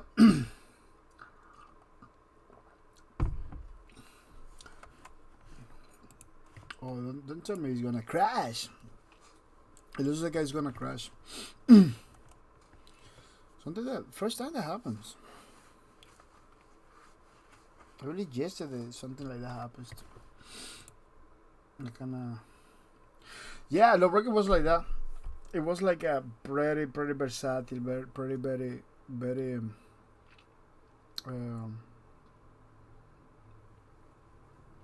to give it the freedom to the player to do whatever they want, which was pretty good.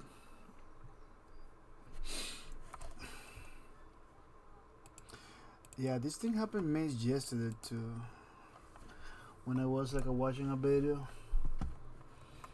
it was like that too. Kind of freeze out for a few moments.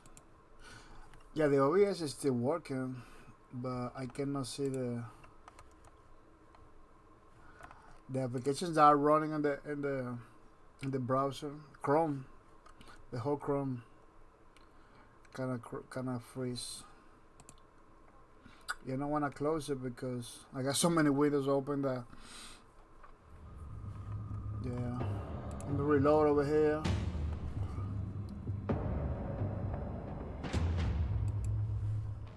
Oh, he closed this. Oh no, it's not closed.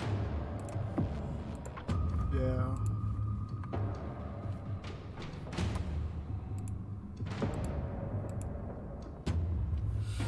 Let me see. Oh, that's weird. Oh, what is that? Where is the video that was playing? He kind of closed it by himself.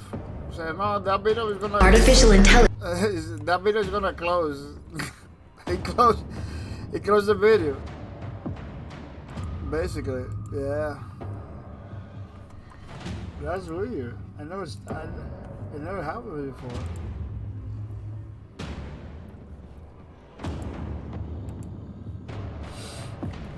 I don't know if you noticed that this thing was in this part. This part wasn't kind of interchange everything. Yeah, as you saw in the video, I'm not gonna play it again because I don't want my computer to go bonkers.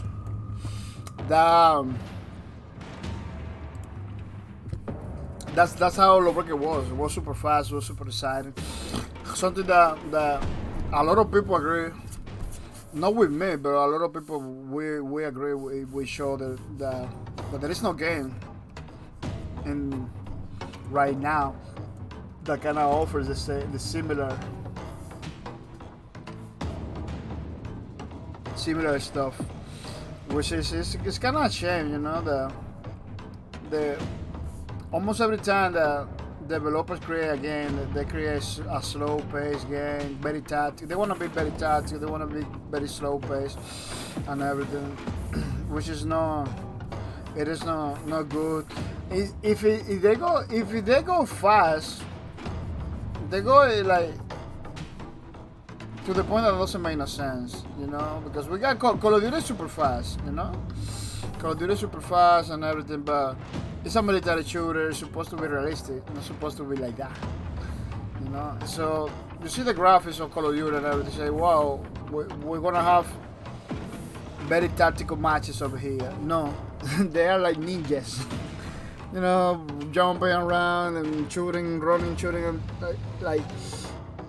Yeah, I expect that kind of gameplay for a futuristic kind of robot, sci-fi, you know, a sci-fi futuristic game, not from a military shooter. I believe Lowbreakers did it pretty good, you know, by giving you like this kind of graphics, this kind of a sci-fi world, you know, and the gameplay, you know, because if you are a robot dude, you know, a cyberpunk kind of guy, you're supposed to be super fast and agile, you know, jumping pretty fast, pretty high, and everything. You're not supposed to be like a slow-paced, tactical stuff, you know. I believe that's why Fortnite's doing it right. People liking it because Fortnite, even though it's not like 100% sci-fi, futuristic stuff, but it's kind of cartoony, you know. It's kind of cartoony. You can expect that kind of gameplay. Could be a little bit faster. But I believe they got it in that way for the abilities, you know. So maybe you got. I never played Fortnite, but I kind of see it. You got some abilities, or you can pick it up some stuff that make you like a little bit faster, or a little bit nimble, stuff like that.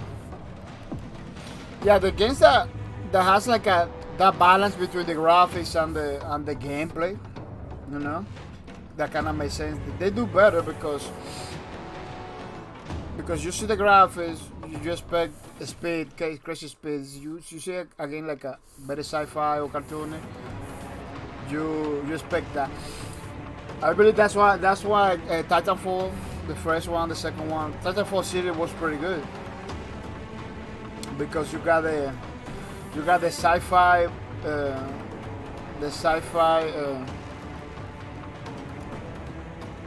game lore thingy. They are pretty fast. Pretty crazy. They run through the walls and everything.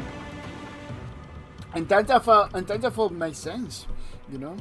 Call of Duty tried to do that in Call of Duty. That's why people complain, like, man, don't put that in Call of Duty because it's not gonna do good. People were telling you like, no, that's not what we want over here. Maybe for Titanfall it's good because the setting is sci-fi stuff, but for Call of Duty not that much. They try many Call of Duties like a sci-fi stuff to put those mechanics on it, you know, like the Infinity, the Modern Warfare, Advanced Warfare, I believe they call it, or Modern Warfare 3, yeah. They try pretty hard to go sci-fi to put those mechanics on it because Titanfall was doing pretty good. You know, games like that was doing pretty good. But the community didn't want it. You know? It's not like those games are bad. It's like they didn't want that kind of gameplay in the game. You know? For a new IP, that's the advantage of a new IP. You create a new IP, you can go crazy. Because people doesn't know the lore, doesn't know what it's all about. But when you do that with a game that is already there, and people know about it and everything, you need to be super careful not to go overboard with putting crazy stuff that kind of feel that doesn't belong to the game, you know. That's why people was complaining a lot. No, maybe that's the only reason, but this was one of the reasons why people was complaining. You know, complaints about like, oh, running through wall running, you know, looking through the walls with devices, stuff like that. People didn't like it. People was kind of against it all the time. Yeah, people, there is some difference. There is some difference between my character and the character in the original character that I'm looking at it. Yeah, because the one we're doing is like basically our version. But those are minor, kind of minor difference. Like at the face, the head, for the original is like a more straight. Mine is like a little bit sideways. You know, there's some differences, minor differences. Well, no minor differences because both of them they're not looking similar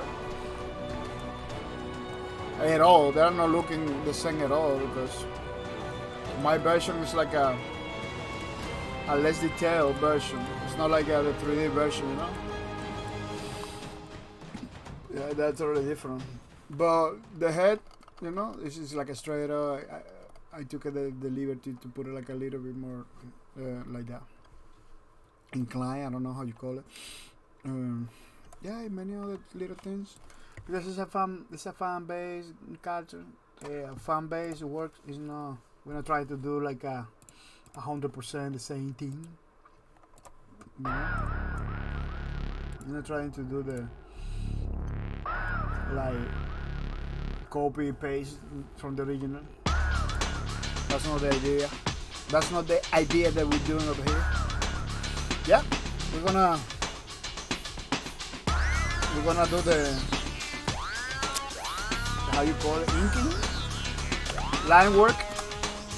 Maybe lower a little bit the music.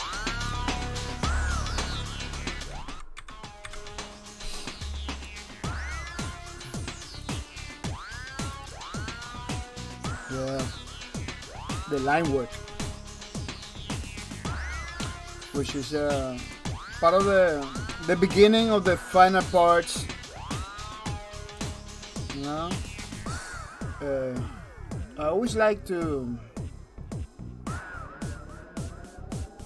bring like at the background and everything.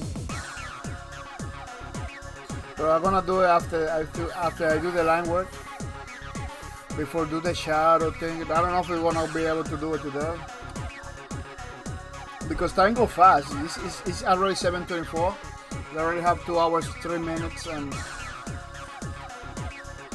maybe we're gonna be able to do like only 3 hours or maybe 4. I don't know. Let's see. I'm gonna have to. I'm gonna try to do the fastest I can. But this card is not gonna be done tonight. I'm gonna have to. We're gonna have to come back maybe next Sunday to continue doing. Yeah, next Sunday is gonna be the day. They're gonna have to come back and continue doing it.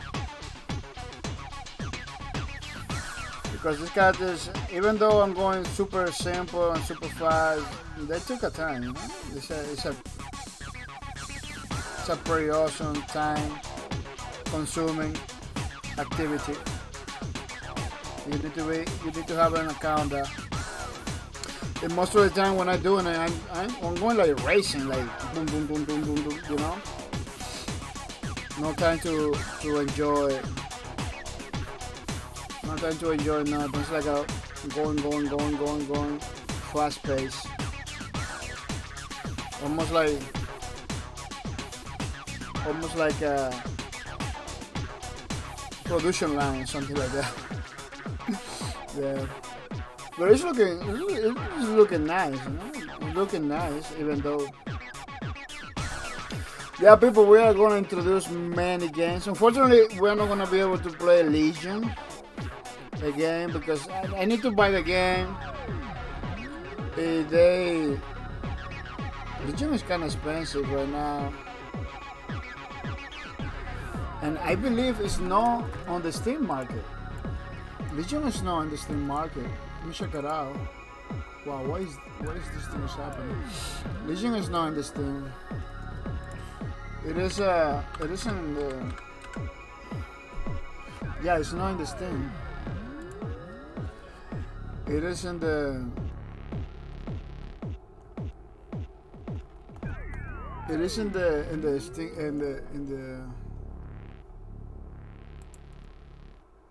It is in the how you call it? Epic Store.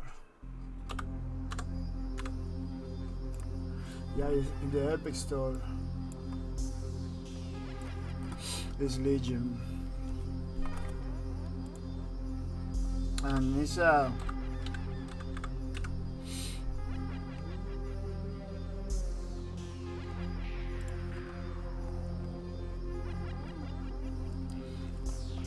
me see. Yeah, in the Epic Store.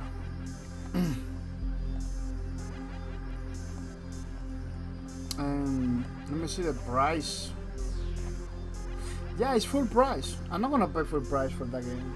And I never been a fan of the game of the Watch Dogs franchise. It is nice. I'm not gonna say no. This one I had a lot of fun. But I only interested in the online game. That's the only part I like it. Or is the only part I'm interested into. The campaigns, I'm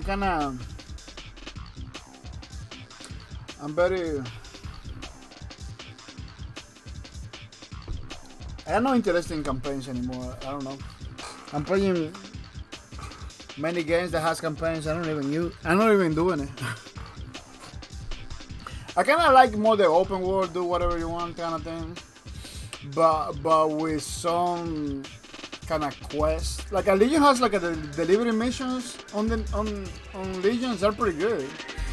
They are like some hacking mission stuff like that. In the map that you don't have to go anywhere else to do it. It's like you just walk around, you just go there and do the thing. I kind of like that, you know. To spend time. Yeah, I really enjoy the online part of this game, but I don't see myself getting it for full price.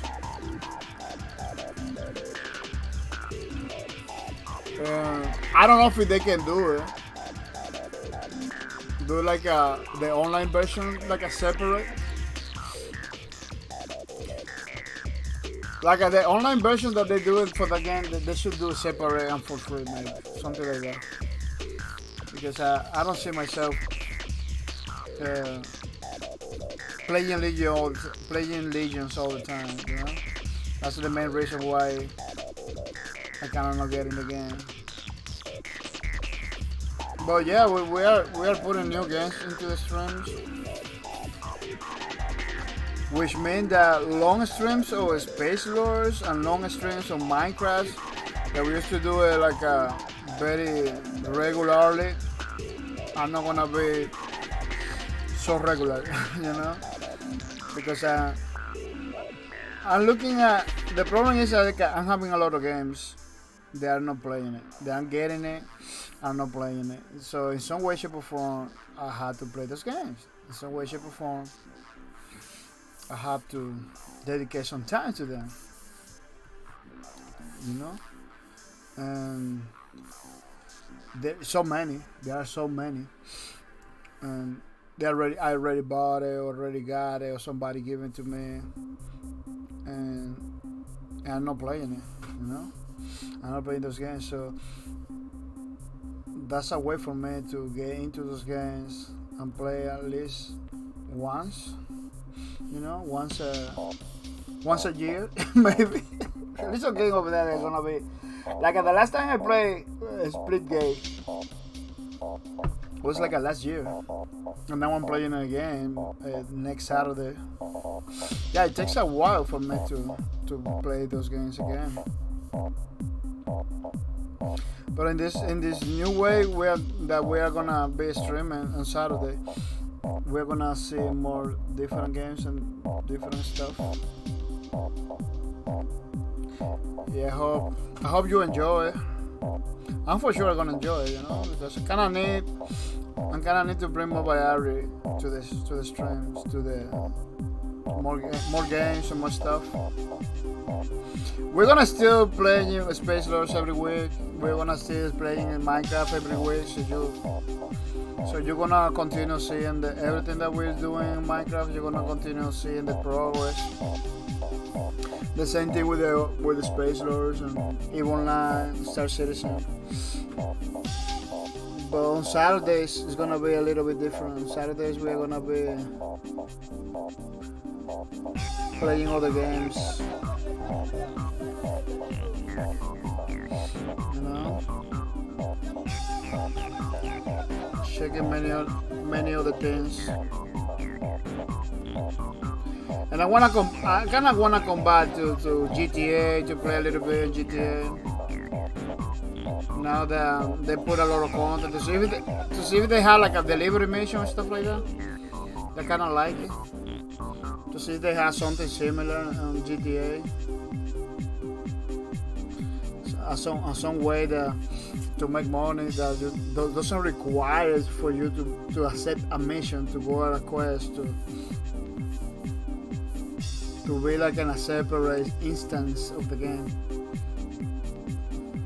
That's why the Artist Life modes, the Arma 3 Life are so good, because they don't put you in a different mission. Everything happens in the map. You know, where everybody's playing at the same time. It is super cool. You know, so you're gonna have a delivery mission. You just accept the delivery mission from an NPC and you go do it. Everybody know that you are there in the same server that everybody. You know, you don't have to go to a different instance. It's like an EVE Online, you know. And people will decide to stop you or not. You know, stuff like that. They need. I really like those RPG games, those open world games supposed to be like that. Open world game that puts you like in another instance, in a safe place for you to do whatever you have to do. They're not that open world at all. They just call themselves like that basically. Because some games does that. Like the main map is open world, you can go everywhere. But every time you're gonna do a mission, they put you like in an instance. They put you in a place where nobody's there, only you, the NPCs, or maybe you and your party. It's like a normal game, you know. Just cause I believe it's not like that. Just cause everything you do in the map, you know. But just cause I believe it's a single player game. So the single player games are kind of easier to do than multiplayer games, because remember multiplayer games like that, if you destroy a car or something like that, everybody's supposed to see that. So it's like a lot of bunch of information that the servers had to send and receive, and sometimes create a problem, you know. Sometimes create a problem that the people cannot you cannot see the people, or the lag, or a lot of lag and stuff like that. You know? Watch Dogs Legions do it pretty good because it's only like a 4 players per map. And I believe that was a good idea, you know? Kinda sounds little, 4 people in the map, but it's not a bad idea. Like, you don't need hundreds of people running around in a map. You just need like a few people that are doing stuff, you know, to feel like there is more people there. But there is a bunch of, it's only 4 players, but they got a bunch of NPCs, a lot of NPCs running around. The map it feels alive. I like it when developers does that. Kind of feels alive. You kind of feel like you are in a real place, in a real London. I don't know how realistic it is that London that is in Watch Dogs. I don't know if it's the real London or they have like a tiny scale. I don't know. It seems very accurate to the new London because it has like the monuments in the place they're supposed to be. They got the bridges and everything.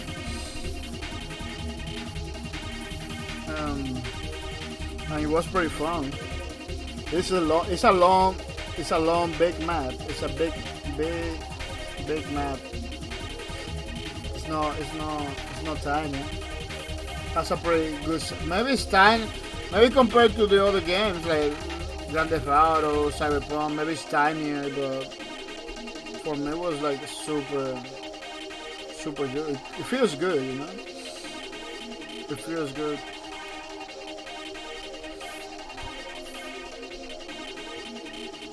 I always try to go into the games to see what they offer me, you know? I'm trying not to bring a lot of comparisons between games and anything like that because comparing Watch Dogs and GTA, they are not the same game. Cyberpunk and Watch Dogs and GTA, they are not the same game. People compare those because open world, you can do whatever, but they are not the same. They are not the same. Once we begin to compare those games, like this thing has this size of map, this supposed to. Once you begin to compare like that, you're missing what they offer. You know, you're basically missing what they offer by separate. Like I like the GTA Los Santos. I like Los Santos. You know, GTA is pretty nice. But I like the Night City on Cyberpunk, you know, and I kinda like it. I was having a lot of fun in London, Watch Dogs. So it's kind of hard for me, like, to do like some comparison between them because they are different. You know, Los Santos is more like a California kind of thing, more like a USA thing map. Watch Dogs is London and Night City. Night City is in the future and it's totally different from the Watch Dogs maps and Los Santos. It's kind of difficult to trace any comparison. They are totally different. And Night City is pretty detailed. CD Projekt Red did a pretty good job with the city. You know? The people on it and everything. Totally different. So it's kind of hard for me to compare one game to another because it's totally different. It's like I am a 3D artist life.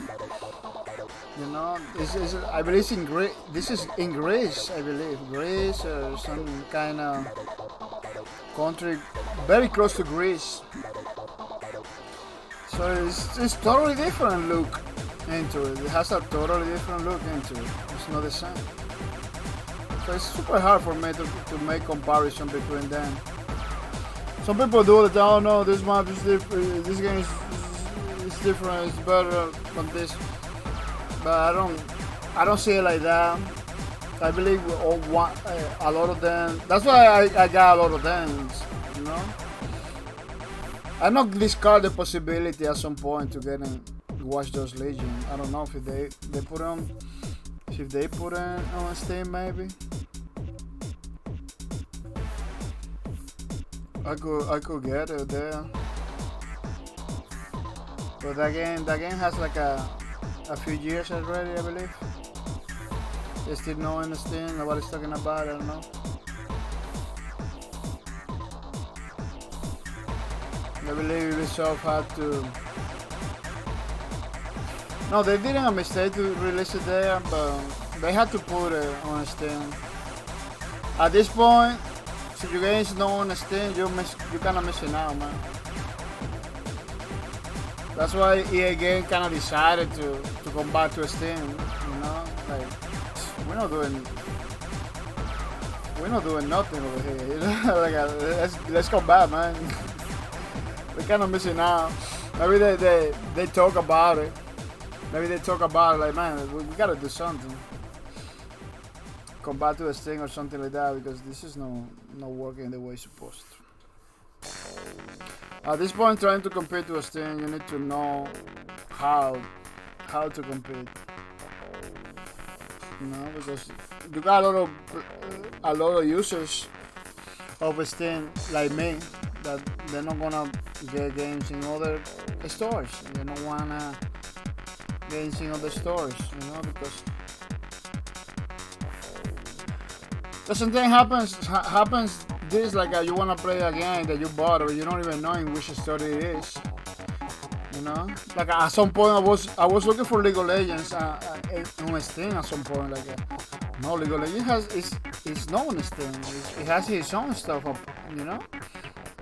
And then you have like a couple games over here, a couple games over there. It kind of mess. You kind of want one list for all your games. You know, you don't want all your games everywhere in different lists.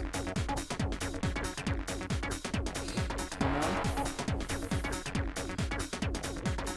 That's why I like NVIDIA GeForce Now, because NVIDIA GeForce Now, it put together like a 2 or 3 stores.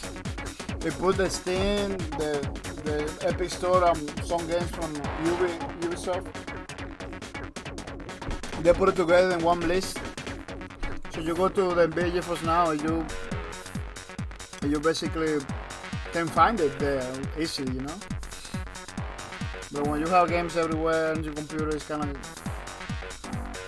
the convenience that Steam was giving to the people to find everything in one place. It goes away. It goes away when you have like more than one store.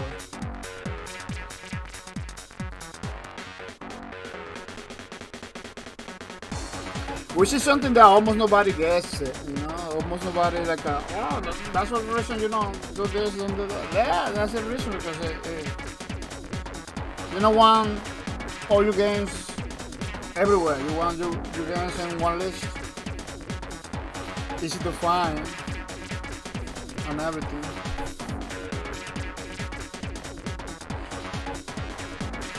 Believe it or not, all those launchers together, it kinda add up. It kinda take space in your disk. You know, it takes a couple gigas in your disk that you don't. You know, it's not a lot, maybe not a lot, but it takes a space. So like a 5 or 6 launchers. It's gonna be crazy.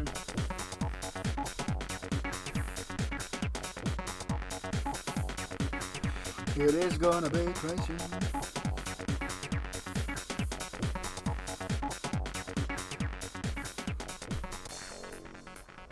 Let me see if I can go a little bit faster with this, because time is at the essence. I like that song. That song is pretty good. That's a game that you cannot play no more unless you have Nintendo 64. That's a Tetris feel.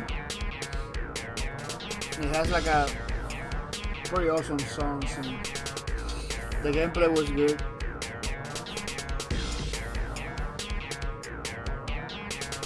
It was a game that was very sketchy, like, man, how is it gonna be like that? It was like a new Tetris.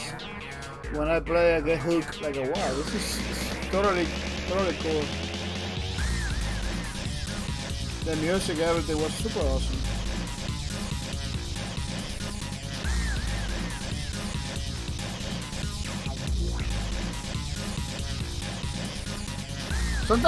Sometimes you got those developers like Amusement Park and the guys that did Tetris Sphere. I don't remember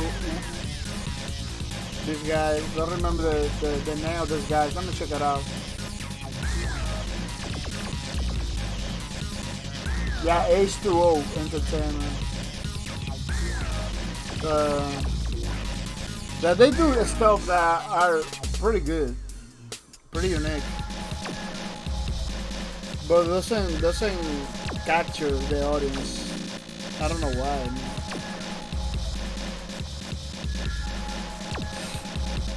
Innovation is good, but it doesn't. Sometimes it doesn't capture the audience. Not everybody like new ideas or new stuff. That's what happened with the records more than anything. You know, it was so much drama and everything, but I believe that the new feel of the game it didn't catch up with a lot of people, you know. At some point before I get the breakers, before I get into the game, I was like that. I don't know, man. This game kind of looks weird, kind of plays weird, like flying all the time and everything. But the record is one of the games that you need to play in order to know how it is. That's one of the problems with the record. You need to play the game in order to know how it is. That's why games are kind of different from movies and books. You know, a movie, even though a movie you don't have to play, you just have to watch it. You know, book you have to read it. Yeah. The games you need to play it, you know, in order to know. Not because you're watching a game, you're gonna like it. You know? Not because you read about it again, you're gonna like it. Like games, you need to play it to like it or to know how it is.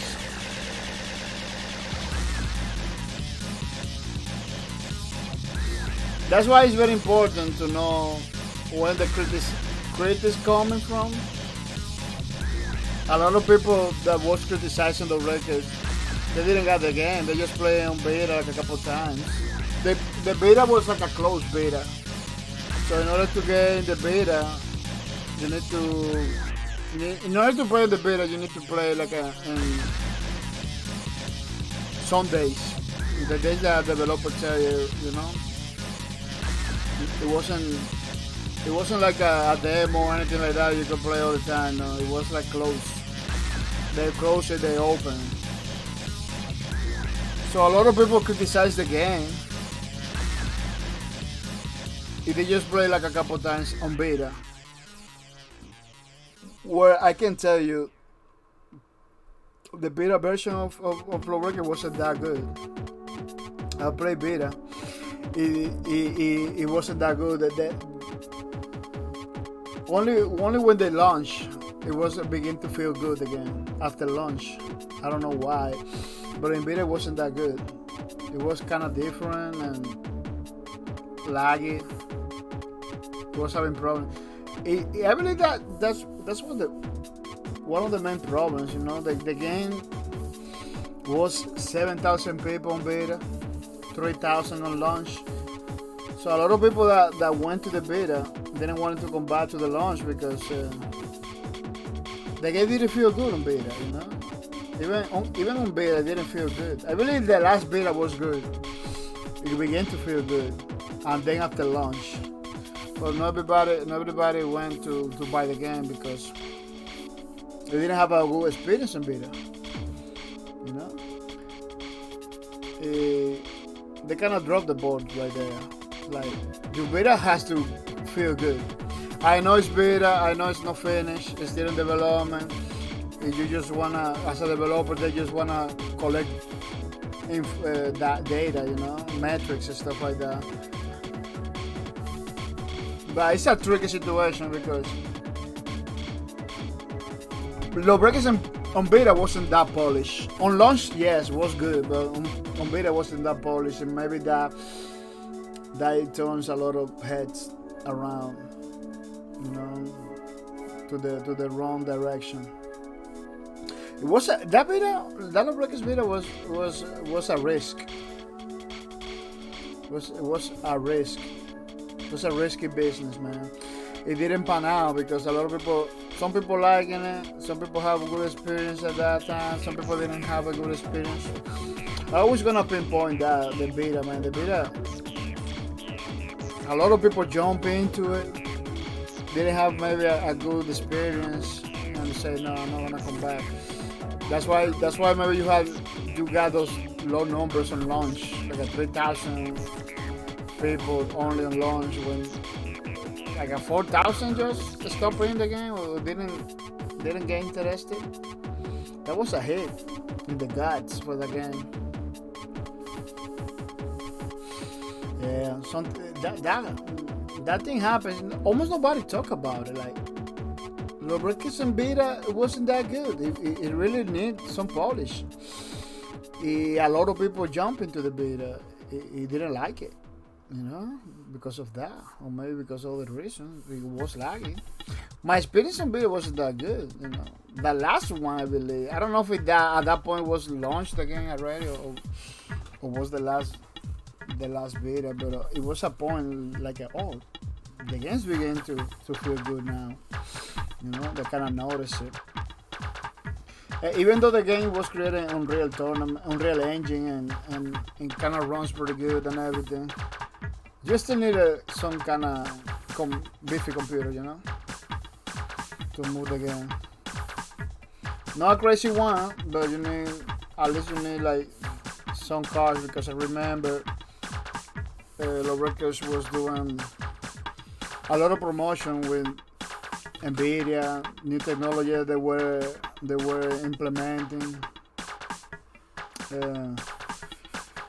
At that time, the ANSO thing, that you can kind of take like a 3D pictures from the game in the middle of the game, something like that.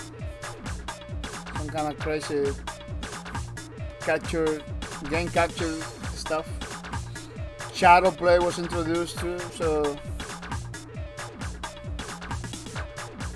I'm not saying that the game you need to have like the latest NVIDIA card to play it good, but you need to some of the cards, you know, in order, because the game itself has like some technology that was running in the background at the time that kind of required for you to have some computer, some NVIDIA card, you know. That's why I have a lot of problems, because I didn't have like a awesome NVIDIA. My last computer that I get at that time, yes, it was good for Lawbreakers, but the ones that I began, I don't know if you saw the footage that I showed you. That computer was old already at that time. You know, I was able to run it because I have like a lot of memory, stuff like that, but I can understand a lot of people was having problems. You know, a lot of people was having issues with the game. I can understand that.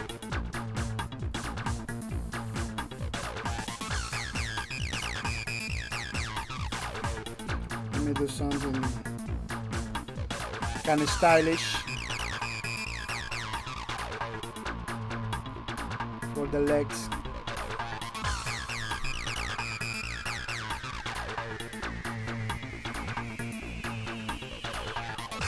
Let me see.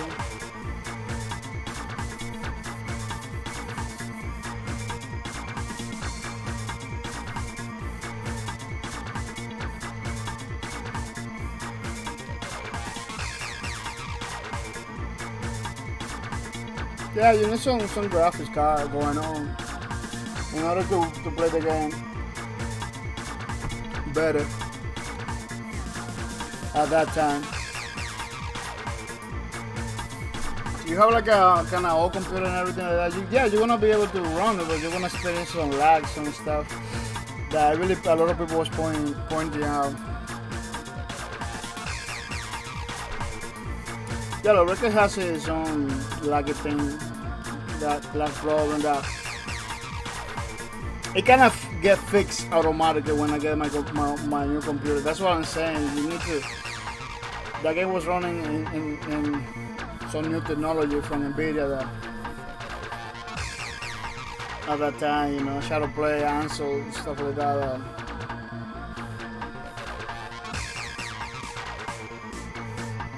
You kind of need it in order to run it.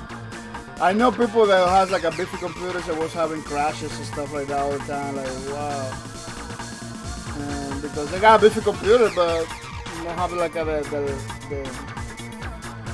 the latest technology, video card and stuff like that, you know. So I was having problems for some reason.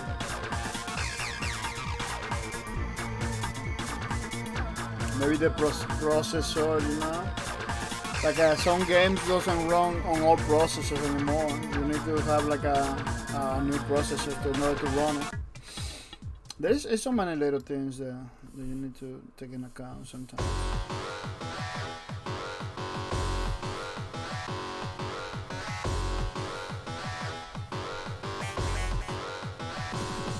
Yeah,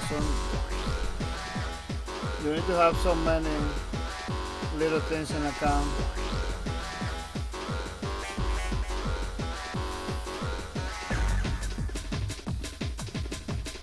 But yeah, I believe the beta was one of the problems with the records.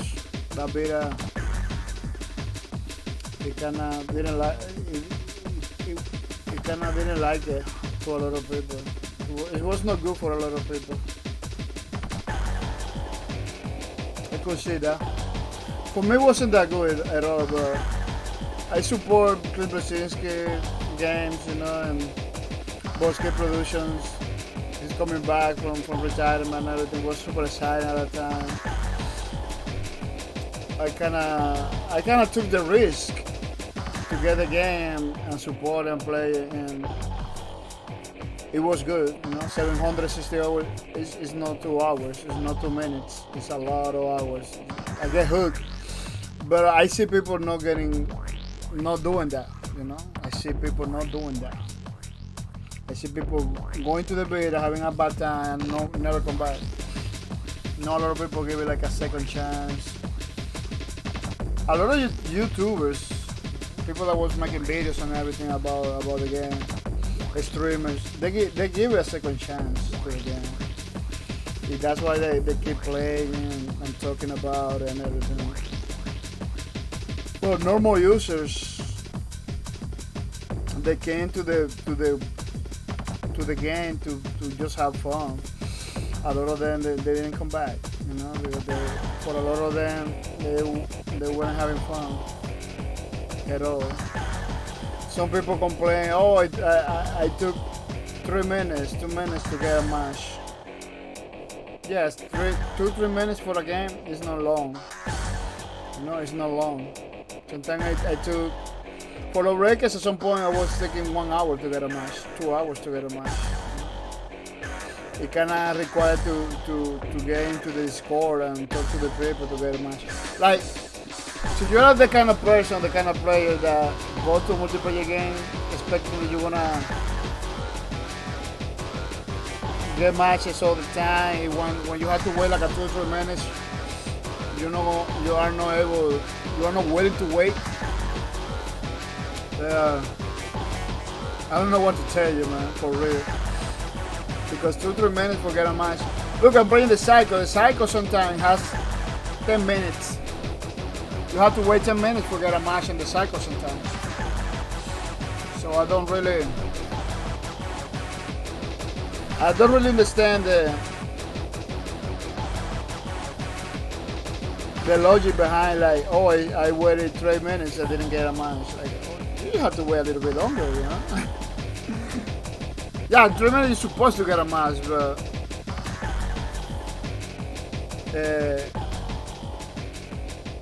see, doesn't happen. You have to wait, like leaving and coming back and stuff like that people do all the time. That doesn't fix, you know.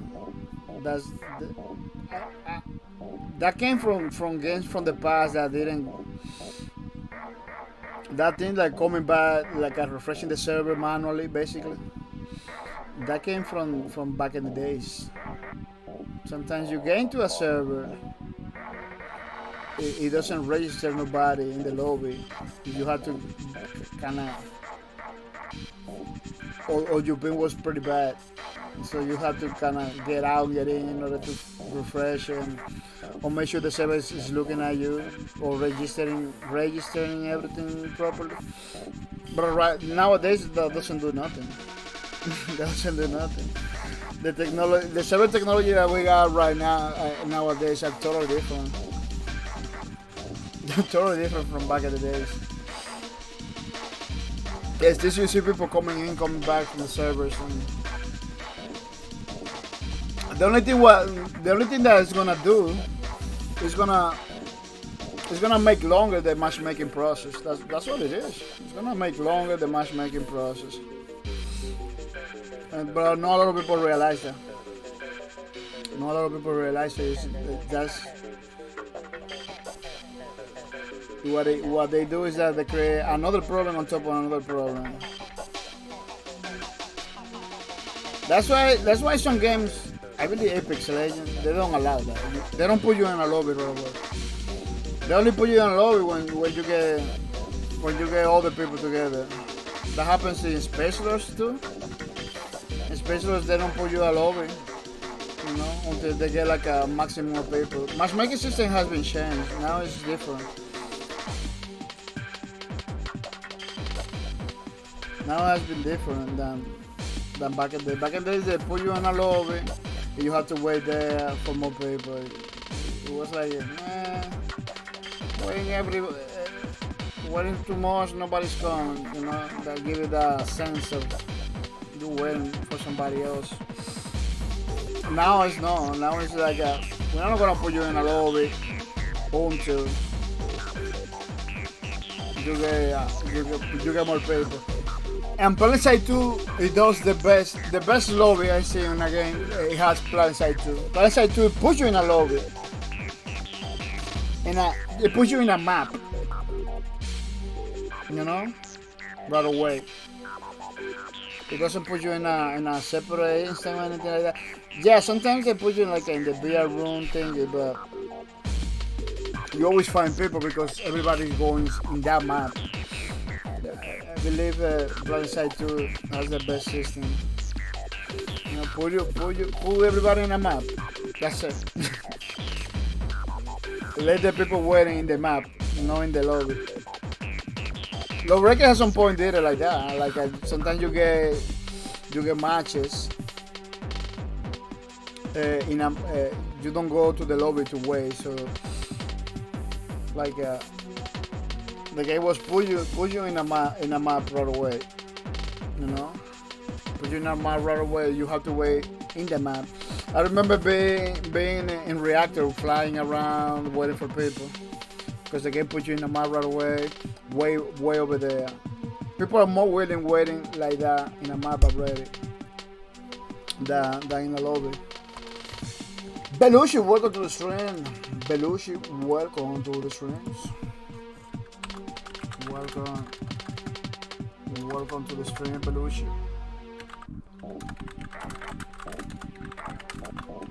We're doing the third page for our Lawbreaker fan art book.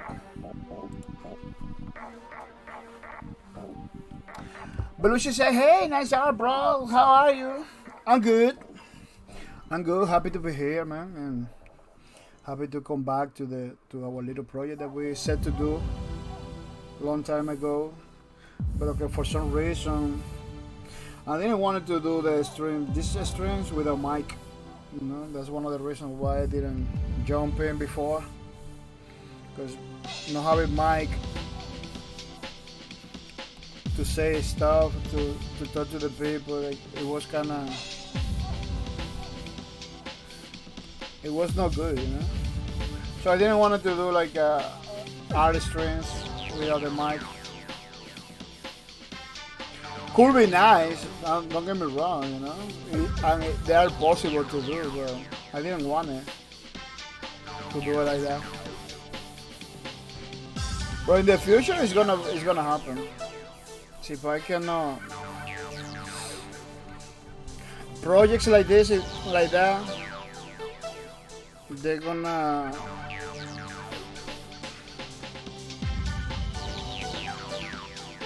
Like a next project that we have is like a game. It's like a Lawbreakers game. You know, trying to do our own version, backward TV Lawbreakers. So, you know, fan-based Lawbreaker stuff, where we're gonna create every single little thing in the game and try to bring it back in some way. You know, and that project is gonna be. It's gonna be done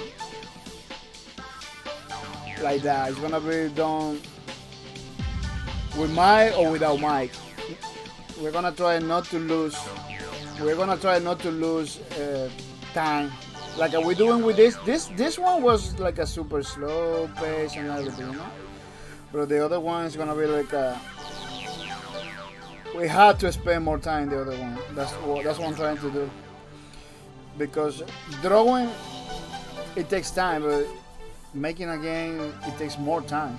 You know, so making a game involves a lot of stuff, like a drawing and many other things. For Lawbreakers, it's not gonna be that hard because Lawbreakers already has all the characters. You know, you just have to do your own characters similar to the game. Unfortunately, we are not gonna be able to do the same characters of the game. The characters of the games are pretty awesome. In order for you to avoid some legal problems and stuff like that, you're not supposed to do. So you're gonna do like a fun game or something like that. You're not supposed to do it like a similar to the original. Not even take the assets from the original game because it could bring a lot of problems, legal problems and stuff like that. Let me check it out. Let me see if I can bring the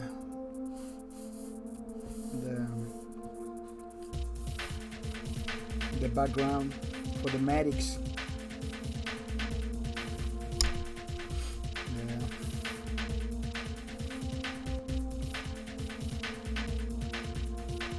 I need to fix a lot of those background things. They are not looking that good. Like at the lines, I need to fix it. But erase. It's kind of hard to, at least for me, because I don't know all the tools of the application. And erase is kind of art focus.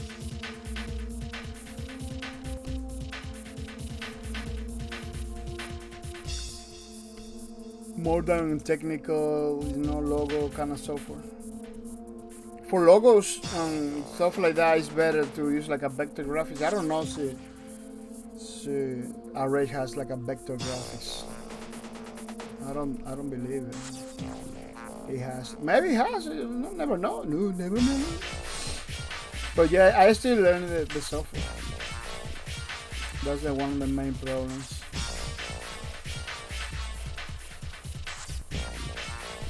I still learn this thing. How about you, Belushi? How you feel today? Hoping you are happy and you good. Glad that you like the art, the third page for our fan character thing for our Lawbreaker fan album. Glad that you like it. This is gonna be totally free for you to download. Remember, so if you see something that you don't like, don't save it for you. You know, don't hesitate to tell me. Tell me right away, because this is gonna be for you. Of course, there is some things maybe you do this or that maybe I'm not gonna be able to do, but we don't lose nothing by talking, you know. I'm open to suggestions. I'm open to suggestions for this because this is for you. I'm doing this for you, dude. For you to download totally free from the website. Well, it looks like we're gonna be able to finish this whole character today. But the most consuming part of the whole process is coming now.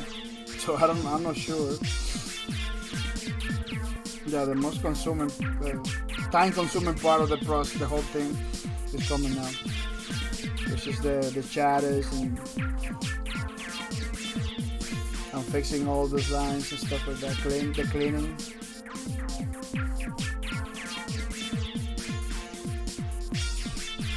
Which is something that it takes so much time, man, to do.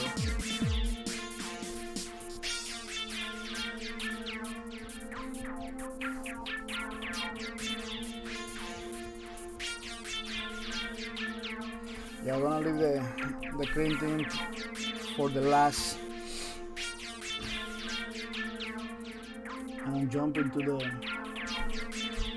little shadow sub here, little shadow sub there, and the little and stuff like that. Yeah, I'm not gonna look at the original for this. Because for this part, it's more fake shadows than anything. Yeah, a lot of fake shadows and stuff like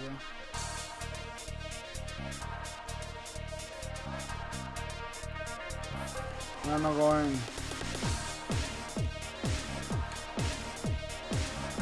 Yeah, fake shadows are the shadows that doesn't go like 100% with the rules for lighting and shadow stuff. Going more like an imagination coming from the imagination more than anything. Yeah, you need to, in order for the shadow to work, you need to keep in mind some rules, you know. See the light coming from the top, the shadow is going in the bottom, you know. See the light coming from the right, the shadows are gonna be in the left, stuff like that, you know, like some basics you need to have in mind.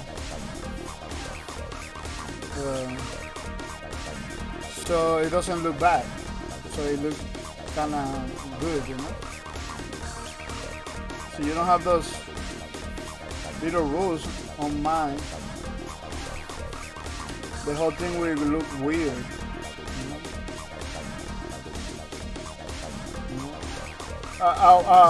Drawing, art, whatever you do, a design, whatever.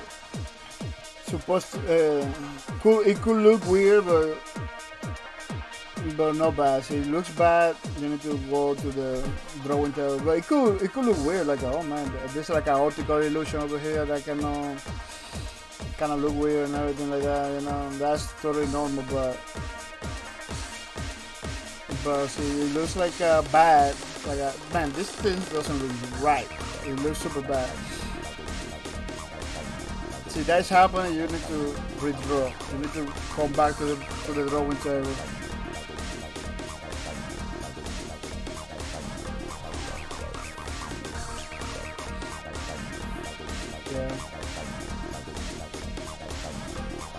Yeah, I'm doing the shadows, taking account of the lights coming from the top. The original has a lot of lights from the front, you know. But for 3D it's good to put light in the front, but for drawing, you need to take a direction from top, from left or right. Now I'm basically from the top, you know.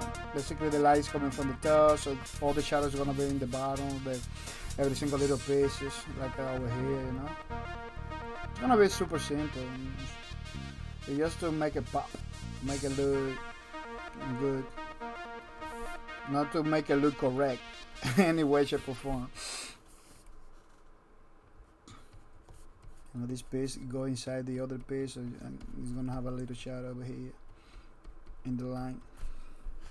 Guys, it's to make it look good, no, to make it look correct.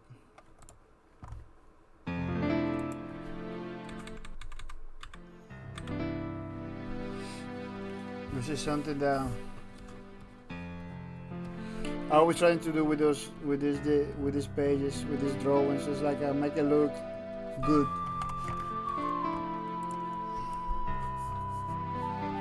Make it look cool.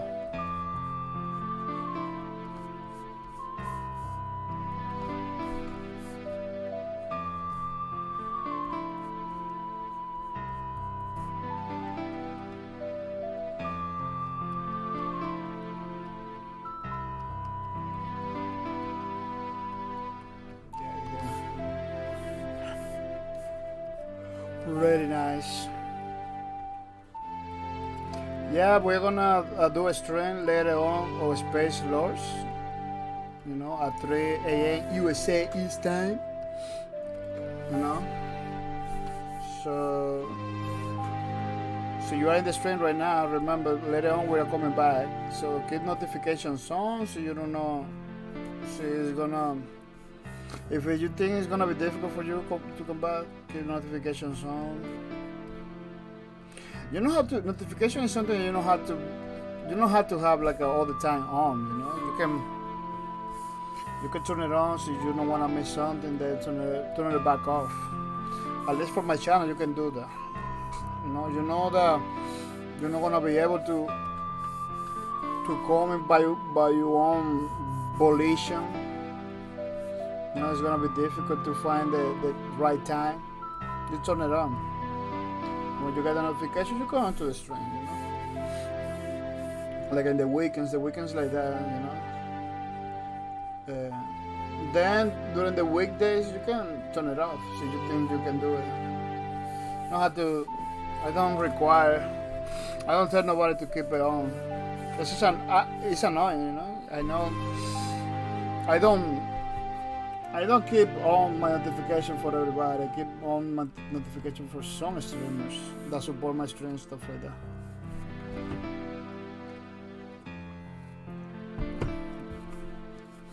I really, it's a big mistake to have like a notification song in your phone for everything. You need to,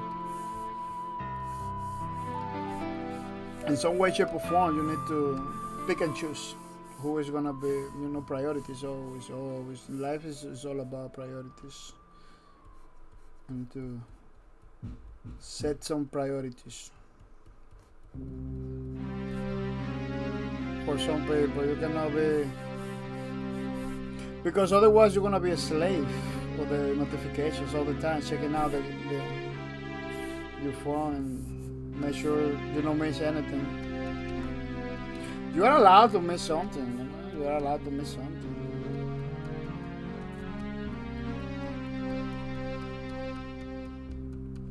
You don't have to be like on point all the time.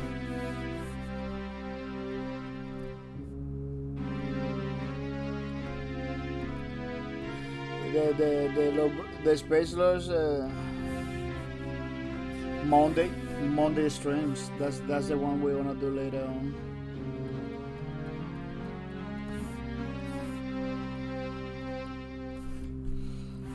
It's good to zoom in and zoom out from time to time to see how the shadows are doing, how they are looking.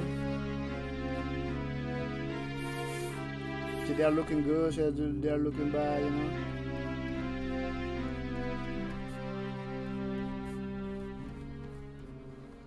It's not good to be zoom.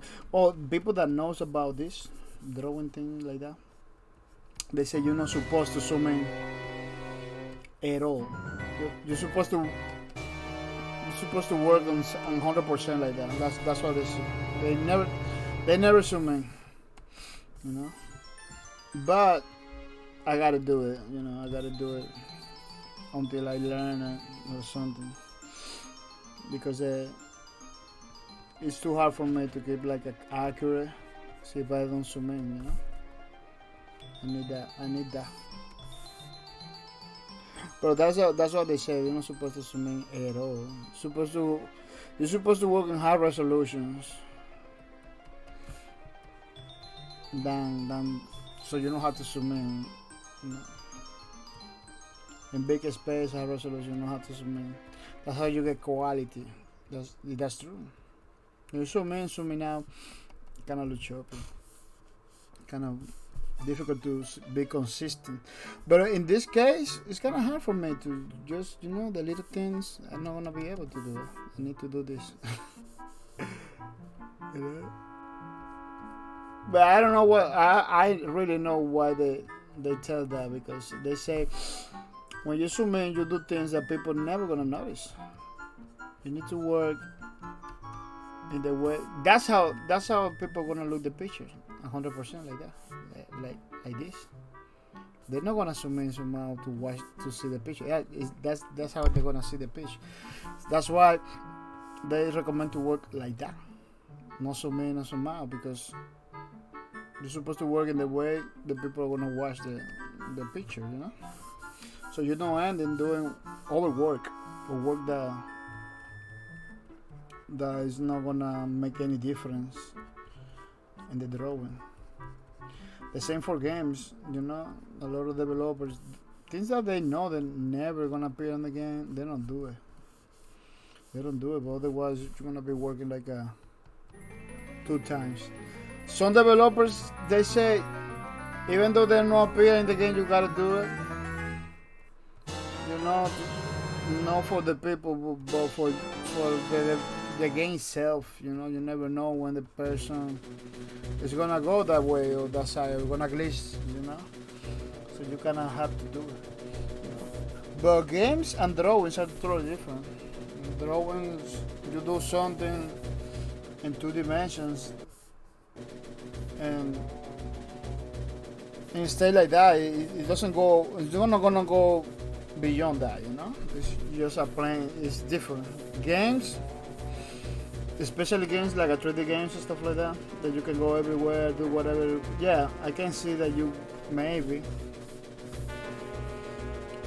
wanted to do things even though you know they're not gonna appear on camera, in order for, you never know, the player is gonna go over there and do things.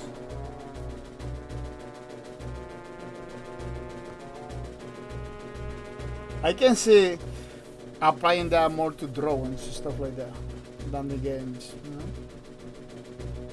Because in drawings, are more simple stuff. Even though you do super complex stuff in drawing, stuff like that, drawing doesn't go more than that. Not have another dimension like games. Games has that dimension, you know, almost like a real life. The player can go anywhere, do whatever they want. Sometimes they can go to the place supposed to have something over there. There is nothing over there, you know. That could happen.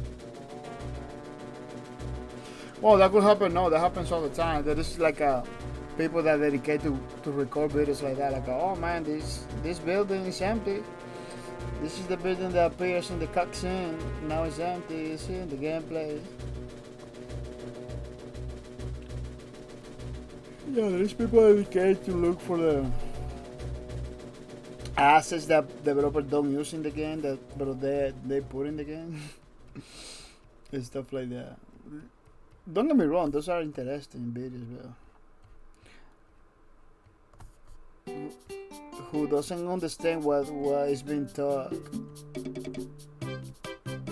can think or can believe. They can believe that the game is like that. Those are videos kind of dangerous for the game. Like there is a lot of people doing Cyberpunk 2077 videos like that. Like oh, this place is in the cutscene, but you cannot play it. It's not in the game itself. But you can go over there, check it out. But it just appears in the cutscene or something like that. And whoever not pay attention to what is being said could think that the game is like that, you know? Like wow, man, this is just too low graphics. Like Cyberpunk 2077 has like a jet that you can see far away in the city, but you're never gonna go over there, but you can see it from far away. like a boat, a big boat. And some people went over there and recorded in the video. So you got the video mute, or so you don't know the game, or whatever. You can believe that that vehicle is like that.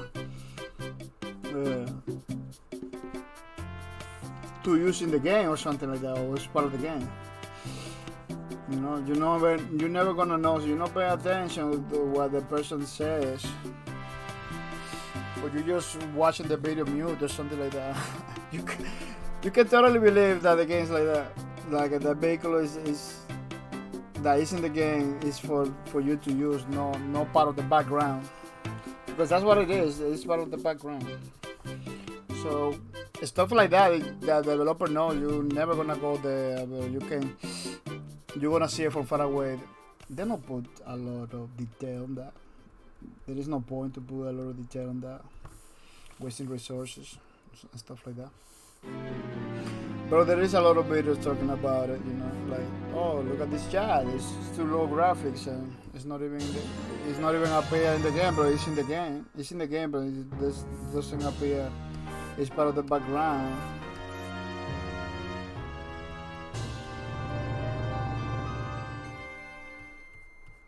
People like to do the glitching videos and stuff like that.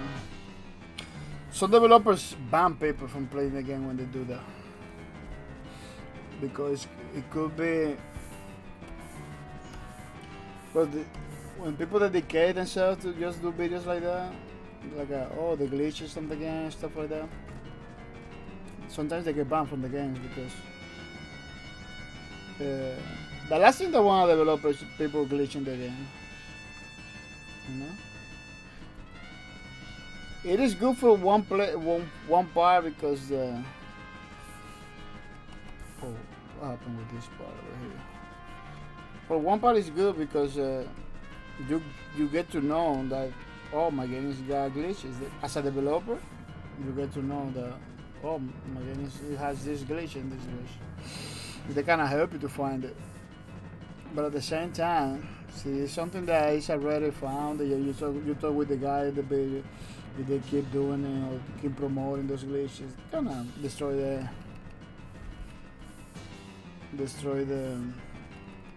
experience for everybody. Especially no in multiplayer games, you know, in multiplayer games. Because in single player game, I don't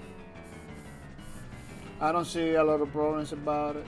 But in multiplayer games, where you can totally glitch, like for example, money and get more advantage over others, over other players, that's what the problems come. You know, and when you do something that you can win on top all the time, came on top all the time with a glitch, that's why you have to be careful as a player, because you're kind of revealing a way to exploit the game. No developer wants that. Kind of ruins the game for everybody.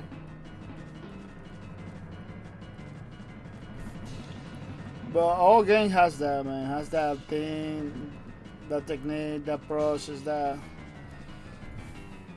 has that little thing that give you advantage to the people. And people don't hesitate to take advantage of that. It is crazy. Yeah, people don't waste their time when they feel. For example, in Elite Dangerous, a lot of people find that way to make a lot of money when a glitch. A lot of people was doing it, man. A lot of people was. I never did it because, let's say, that's not playing the game. This is, forcing a glitch, exploit, and then you get the benefit from it. But that's not part of the game. That's not the game.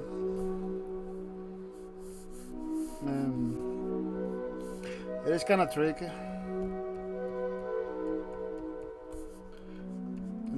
I don't like to do those things. Nothing that give me like advantage in the game. Nothing like give me like a lot of stuff in the game. I don't want to do it because you kind of water down your experience. That's why I don't let other people to give me like millions of dollars in EVE Online or give me money on Star Citizen, because yeah, I want some chips in Star Citizen, but I'm not willing to get it for free, or somebody else. Oh, take 3 millions, take 3 millions of USC and get a constellation. I want a constellation. If somebody give me 2 millions to get a constellation, but I don't want that. I don't want like just get the constellation. I want to experience the game. I want to play the game. I want to get there by myself. You know, when you give me a gift like that just make me get whatever shit I want and everything. You don't help him. You don't help him. You just watering me down the experience. You're making sure I don't play the game anymore any longer, because it becomes boring. Once you get the things that you was looking for in the game, sometimes you will stop playing the game. You know, that's something that people are gonna realize. At some point, somebody gave me like a lot of credits, and I give it the credits back, because again, we are not here to take advantage of nothing. We are here to have fun, to have experience in the game, not to jump, take shortcuts. I never like those shortcuts and stuff in the game. Doesn't make no sense, especially for a game that you pay for, that you wanna play. Suppose you have to play the game, and suppose that you wanna play the game.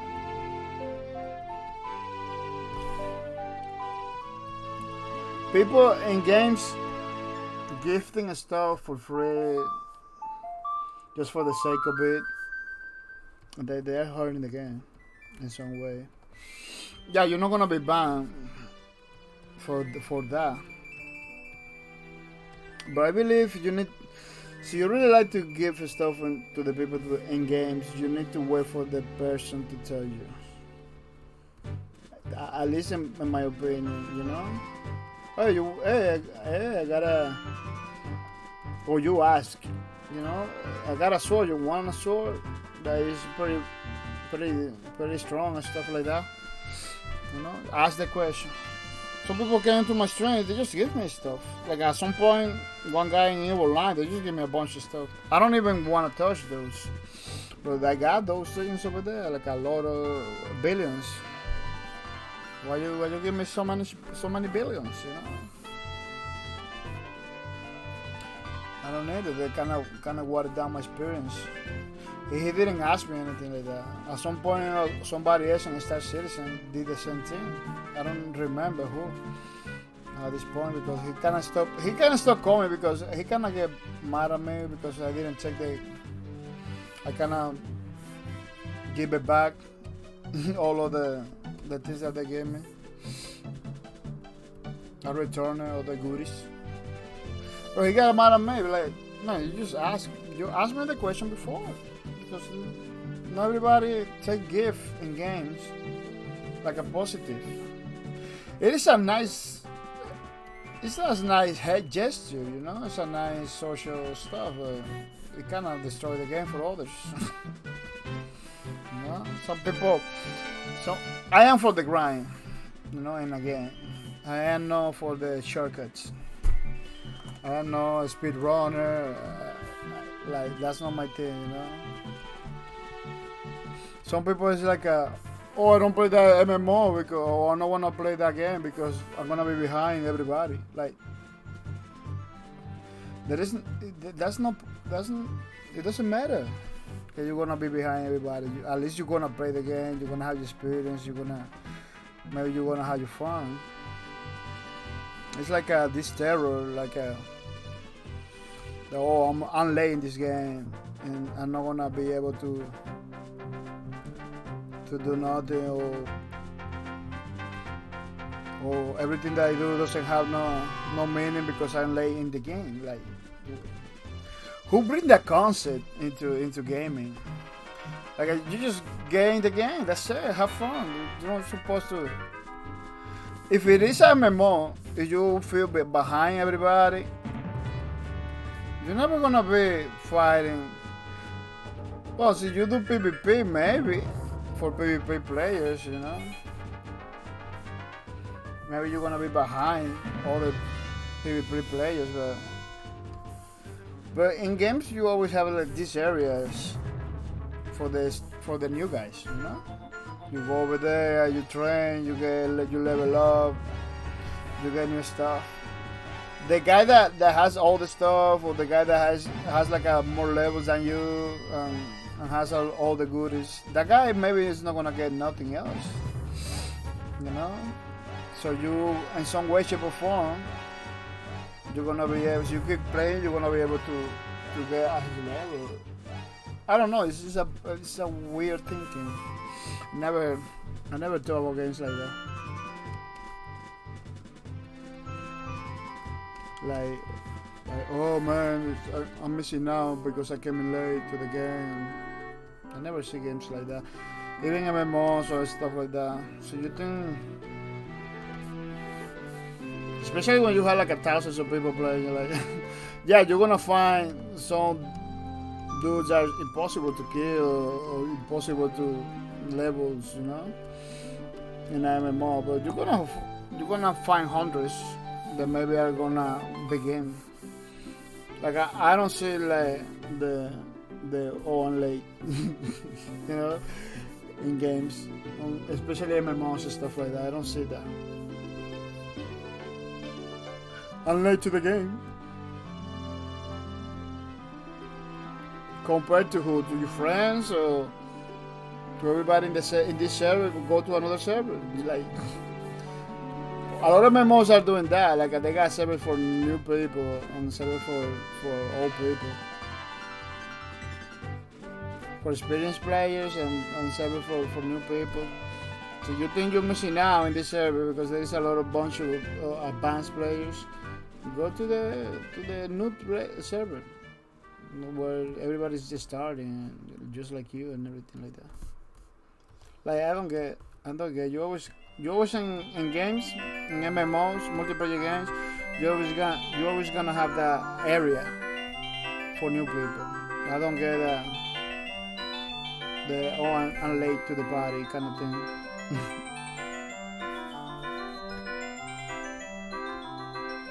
Yeah, I never get it. I never understood that.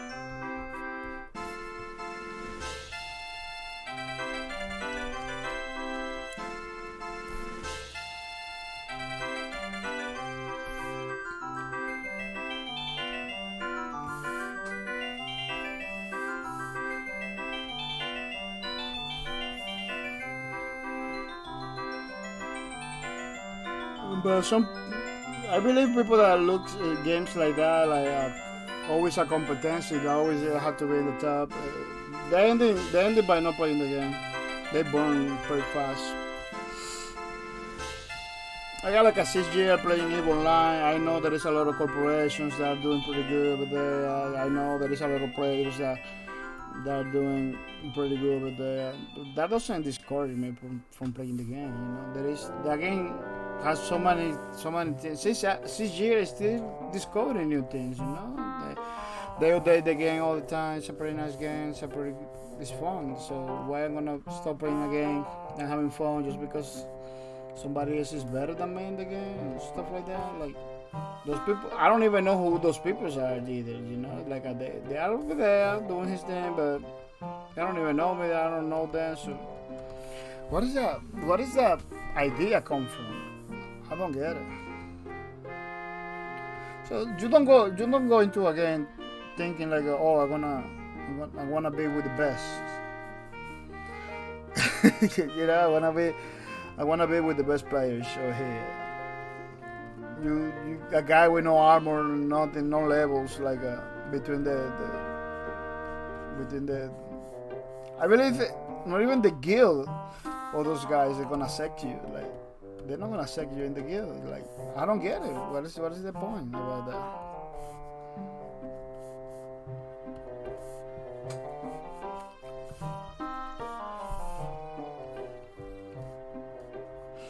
Yeah, a game that is super huge, like a World of Warcraft, super huge. You can go anywhere. Oh, I'm not gonna play this game because everybody's top level. I'm just level 1. That doesn't make no sense to me. That doesn't make no sense at all, man. It's a weird thinking.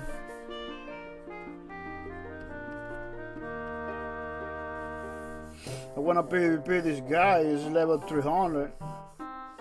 And I cannot do it. He always dies because he got the best armor and best weapons.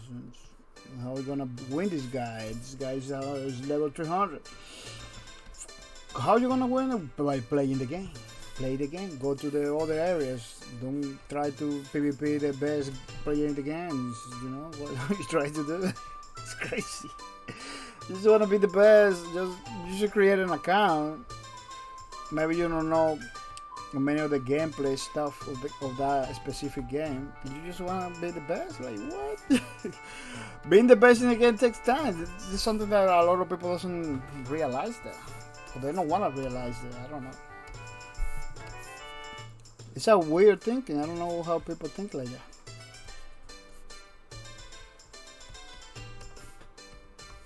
Like a specialist, sometimes you get pit against high level players, and being all the time happens, you know. But not every single match. You're gonna have matches pit against noobs, you know. Sometimes you get matches pit against high level players. You lose, then you get pit against noobs, you know. Especially when a lot of people playing, that the communities kind of feel big at that time, at that day, a specific day. Sometimes a lot of people like, I get in matches all the time, so I get all kind of matches, high level players against high level players, against low level players. Like, never gonna be consistent, never gonna be like a low level players until you get high level players. Never gonna be like that. I always wanna jump from time to time because that depends on the amount of people in the community. That happens a lot in Space Lords because Space Lords has like a kind of low community count. So in order to make people play, they're gonna pit you against anybody. At the end of the day, you come in to play in the game. They don't want you to be waiting for 20 minutes. You know, we're not playing no game.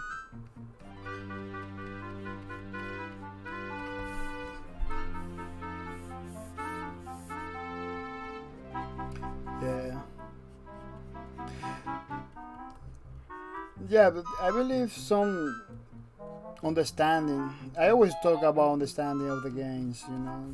There's some understanding that the player has to do with some specific games, you know. There is some analysis that people, as a player, you need to do in order to understand the game. You know, the games sometimes are not gonna be in the way you want it. You know, are not gonna be in the way you believe it's supposed to be. Especially if you don't communicate that to the developers or anything like that. Don't expect the game to be like in the way you want it to be. You know, sometimes you believe, oh, this game is like this. No, and then when you play it became like a different. You know, like oh, I thought this game was like that. It's not like this anymore at all. You know.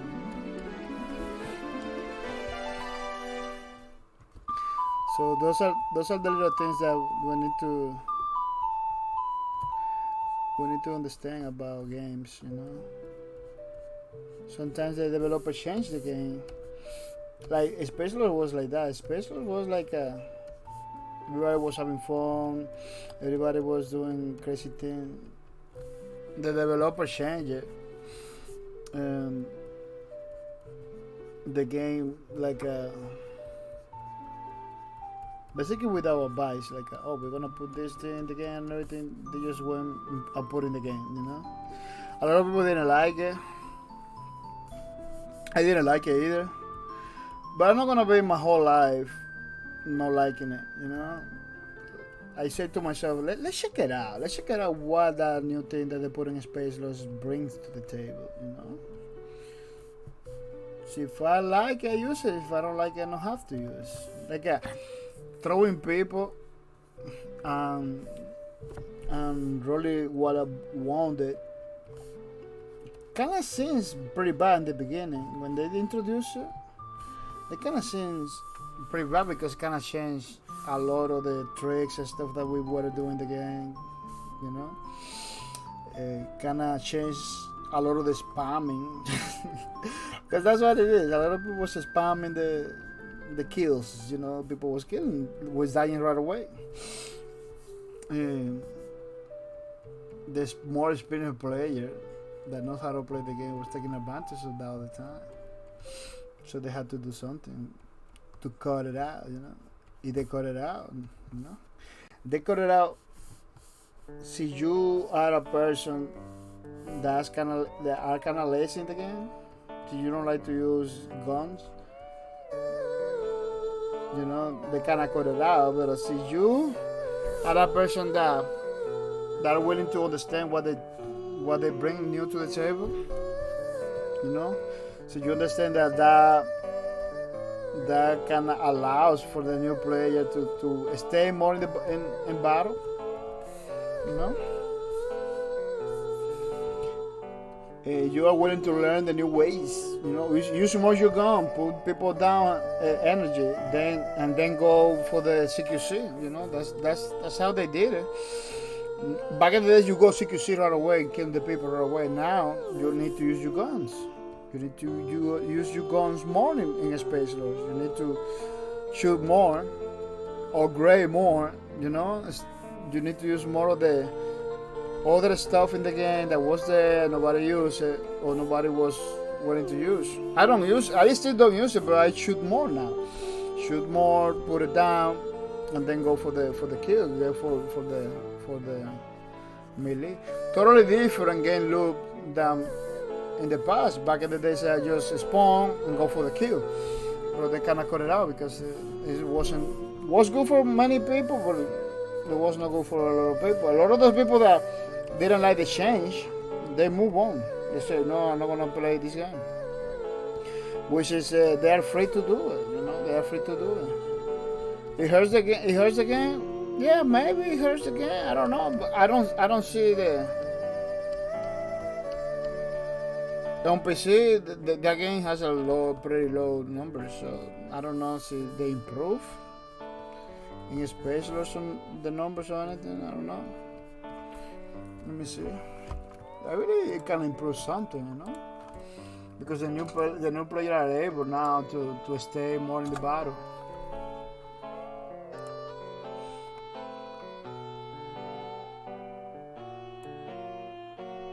Can improve a little bit, you know, not a lot. I still see greens, you know. I still see greens, you know. This is only PC. Remember, this game is cross-platform, so these numbers are not all the numbers of the community. You can play with console people, but those numbers doesn't appear over here. But yeah, I see greens, you know. Yeah, but I see a lot of reds too. It's again. This is a 4G again. 2017, 2021. Yeah, it's like a 4G again. I don't know. Maybe it was good for them, maybe it was good for the community, because again, this is only PC. PC Space Loss was always lacking. But the developer never abandoned the project, you know. They know people on console are playing, they know people on console are good, they like it a lot. So they're still supporting the game, they're still updating the game, which is pretty good. Which is pretty nice. We still have low Space Loss. Something that I really wanted Bosky to do with Space Loss, like just give it more time, man. Or no Bosky, maybe next one, because everybody He was telling me like Nixon was the guy that pulled the plug. You know.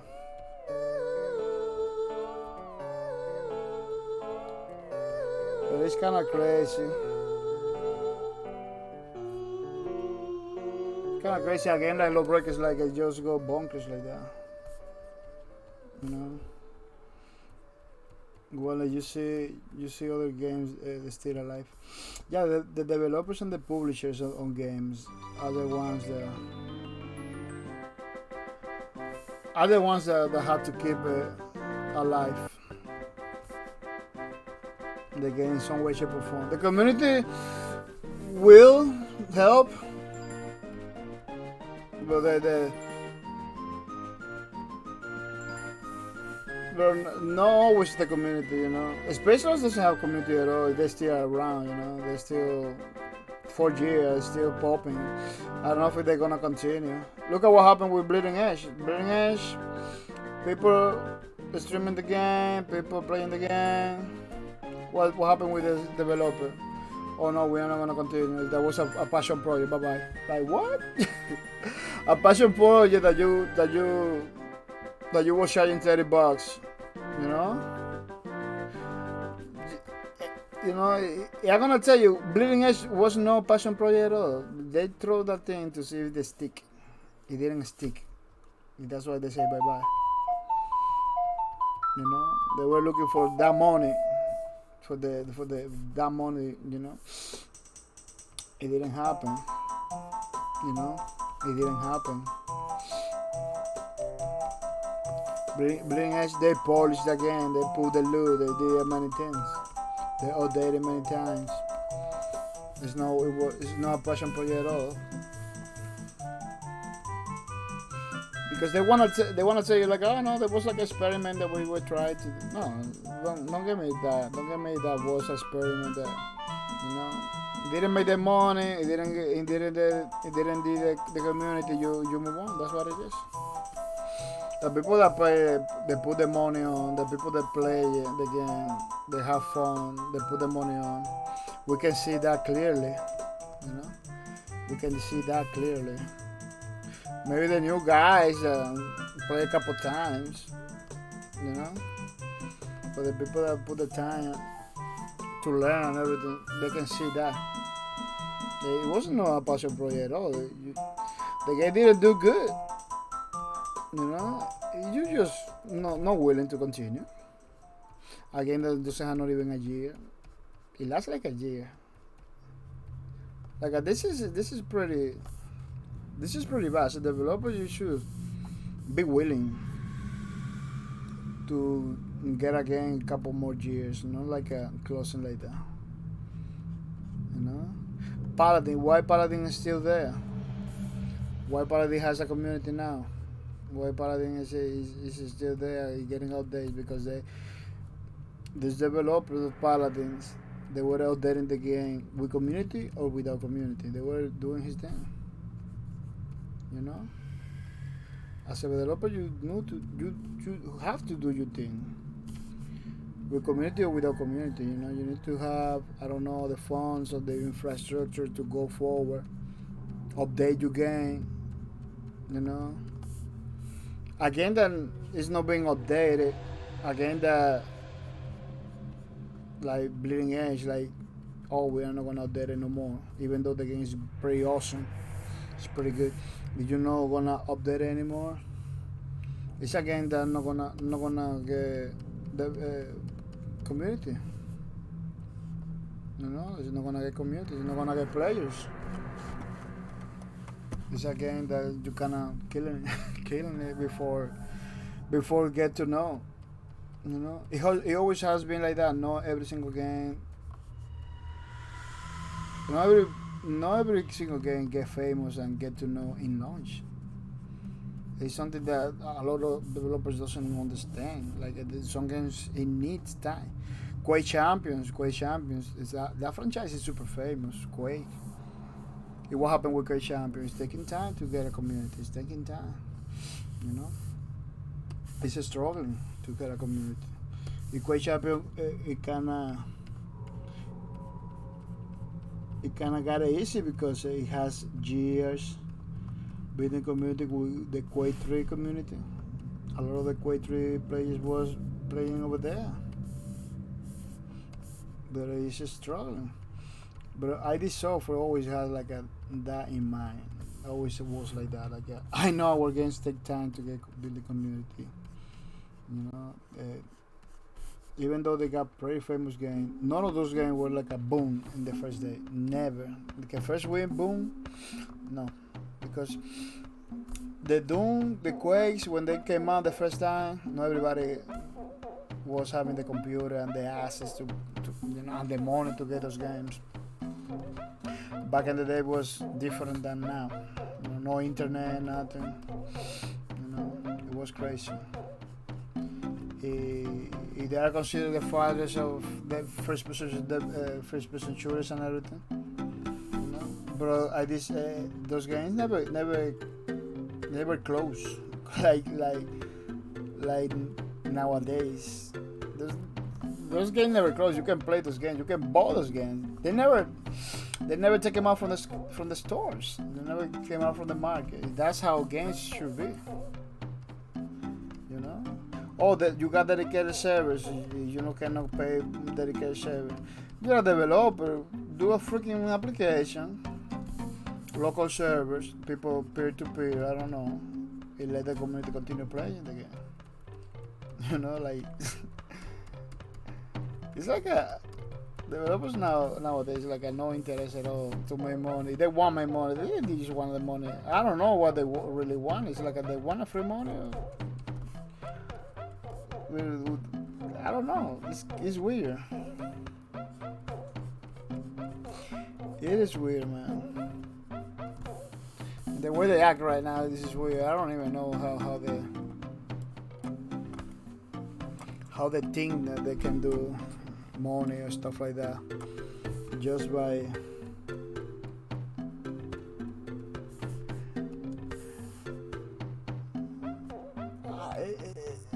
don't make any sense to me. Like why Lawbreakers disappear? Because they were dedicated servers. They cannot pay the servers. Why you didn't make an application to run the servers? People run the servers. Why a LAN version of Lawbreakers is going around and nobody got it. Nobody has it. Nobody can play it. Like, that's weird. That is weird. One thing that I believe is like, see, they are not making money, or they are not gonna make money. They're gonna put no effort at all. They're not putting no effort at all to keep it alive. That's what happened with Bleeding Edge too. Maybe they don't make no money at all. They don't see the community behind it. We are not gonna support it anymore. We are not gonna update it anymore. It's crazy. Why you don't do a peer-to-peer system or something that the community can keep playing without you having to pay for dedicated servers, and maybe release some update or DLC so people can pay you like the business models that they're using is super weird right now. It's like make a couple millions in the first day, or we don't move up a finger for the game. Like, what? It is crazy. It doesn't make no sense to me. A lot of developers could be making millions, no paying, no dedicated service, anything like that, just by coming back to the roots. Dedicated servers, games that you can make your own servers. Come back to the roots. Yeah, there is some games like that they just die. Yeah, but those are pretty bad games. I remember that game, Field of War. I believe you can do your own server in Field of War. They don't have dedicated servers or anything like that. They launch like that. You can make your own servers and everything. Field of War. But that game is super bad. That game was created by Chaos, and even though Chaos has all the games that are good, that one, specifically that one, was pretty bad. I don't see that game coming back from the dead. Homeward, I believe you can do your own servers and stuff like that. If people was playing multiplayer, but it's not that.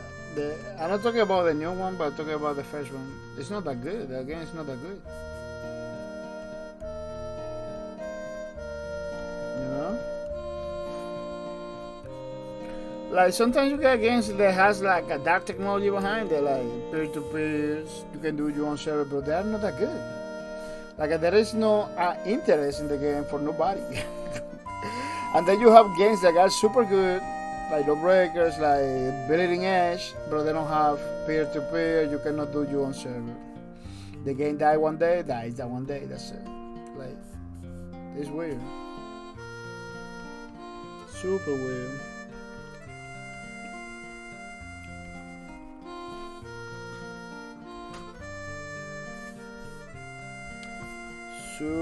Super duper weird, man.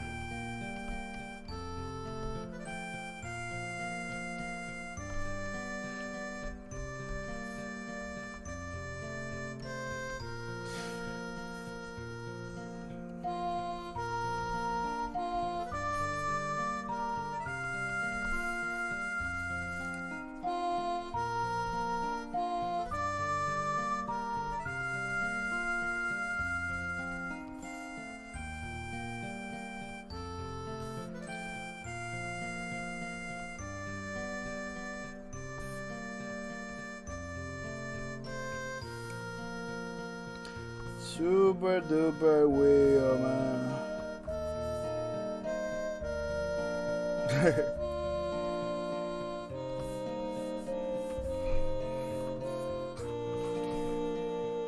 I don't know if we continue. It's getting super late for me.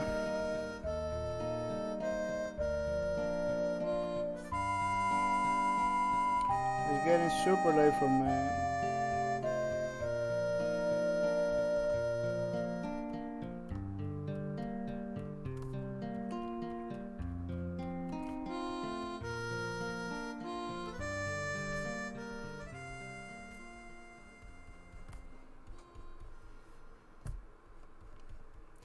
Super duper late for me.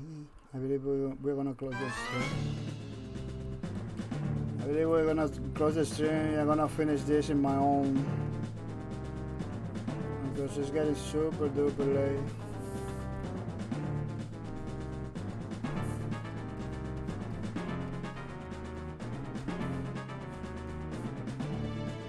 But this thing is looking good, let me tell you. Looking super good. You wanna see it? See it? Really good. Still not finished, well. So many little things I had to do that are not important. It's like a cleaning the lines and one thing over here, one thing over there.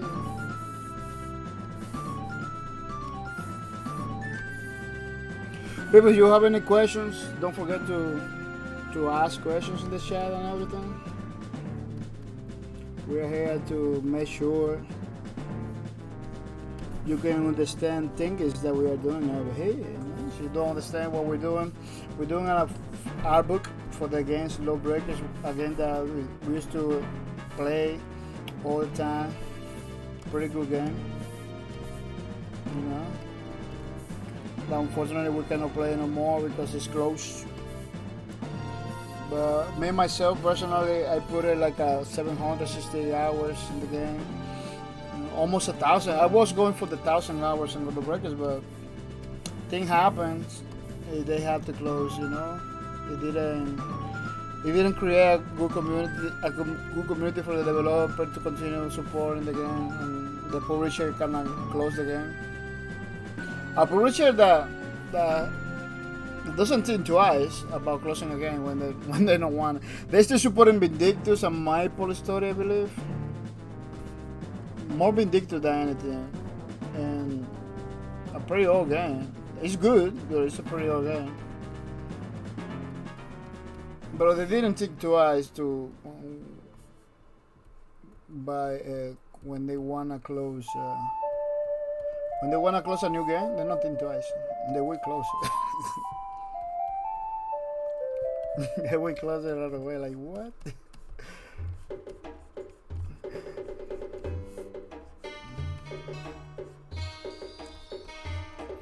It's weird.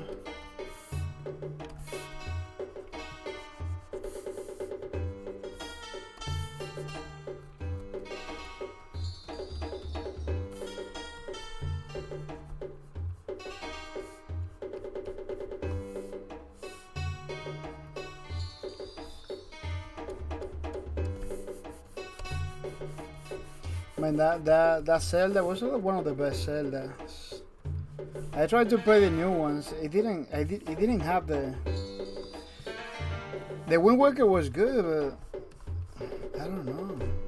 They're missing something that the Ocarina of Time kind of created. They are not able to replicate. I don't know why. They are not able to replicate it. Nintendo was like a missing all the time with other Zeldas.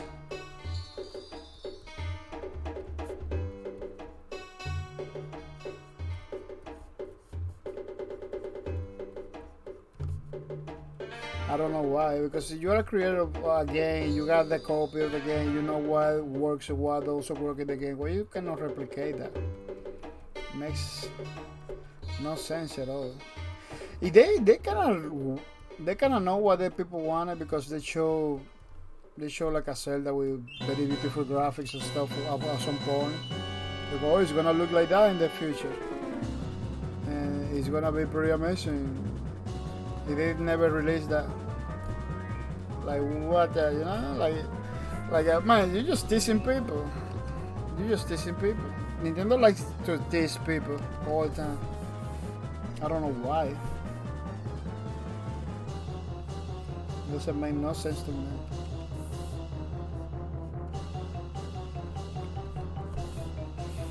X-Zero, I don't know.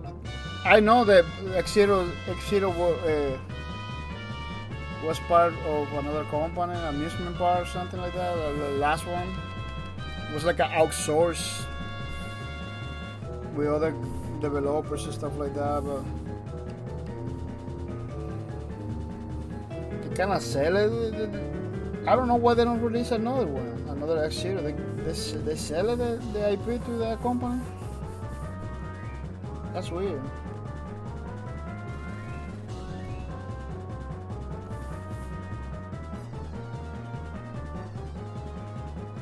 Yeah, I don't understand why they don't release another X-Zero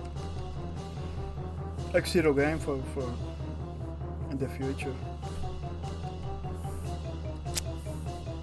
It is weird, man.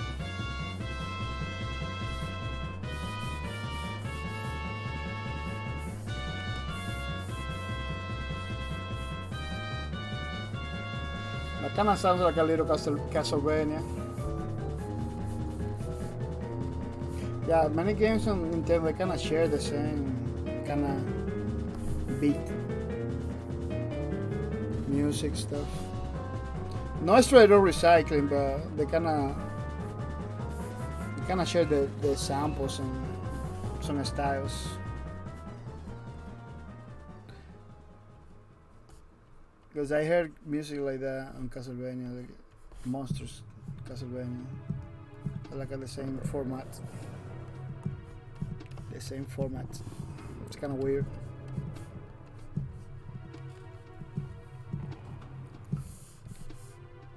People, I hope you liking what you're saying, because this thing is taking time, and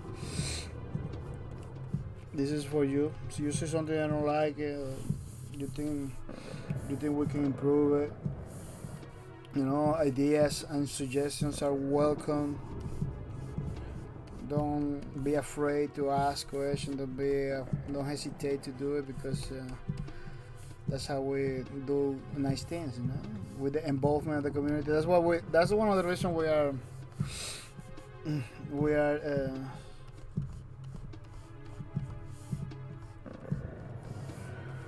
creating these things, you know, with the community, to have the involvement of the community and everything. has been pretty good, but idea-wise, new ideas and stuff like that, it has been kind of lacking. Like a lot of people are just accepting whatever they see, which is pretty nice because it has been very smooth process. But from time to time, it's good to hear other people's ideas, even though maybe never get implemented in the original design, in the final design. But we got the idea, something is gonna be implemented, But that's why it's good. It's good to give it the ideas, because in that way we can put something from the idea into this, So maybe not the whole idea, but something.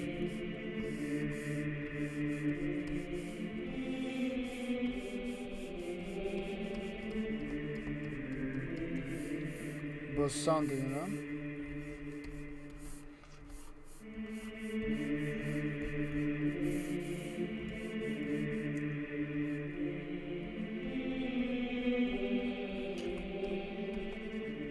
Let me do a little bit more style to the lines and stuff. Cleaning, so it doesn't look that white thing. The tessellation, they call it tessellation.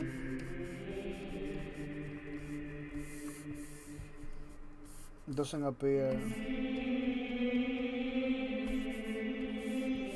Doesn't appear just like that, I really call it tessellation,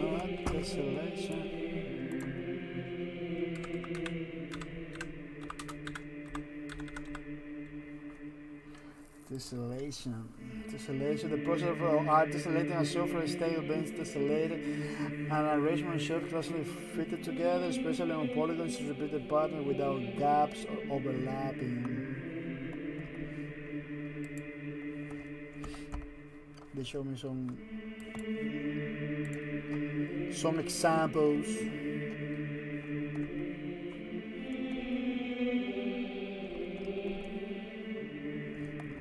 No, I don't believe it's tessellation. That's another name. Those white things.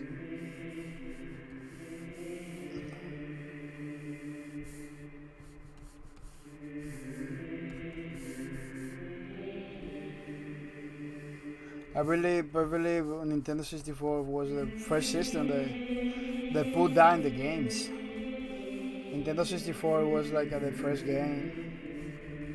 They put that in the game. Because I remember the PlayStation was pretty bad. All the graphics on the PlayStation 1 was like that.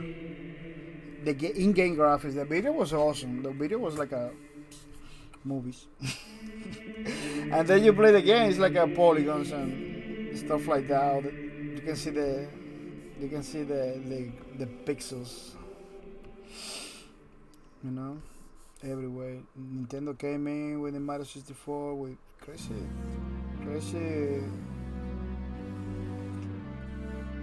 techniques on 3D. Now, people doesn't know Sega and Nintendo. They innovated a lot in 3D stuff. Like Virtual Fighter and Virtual Racing was like the first virtual games, 3D virtual games, I believe. Commercial. Because maybe the military was using Sega, I heard like a Sega to do virtual racing and virtual fighting, They used techniques that was already developed by the military, to do those games. Well, people, I believe this thing is done. We are gonna say thank you to everybody that came to the streams. It was pretty good to have you here, and I hoping you're coming back later on in the next streams we are gonna have.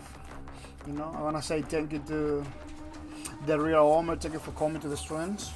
I wanna say thank you to Akash. Thank you for coming to the streams. I'm gonna say thank you to W31 Suda. Thank you for coming to the streams.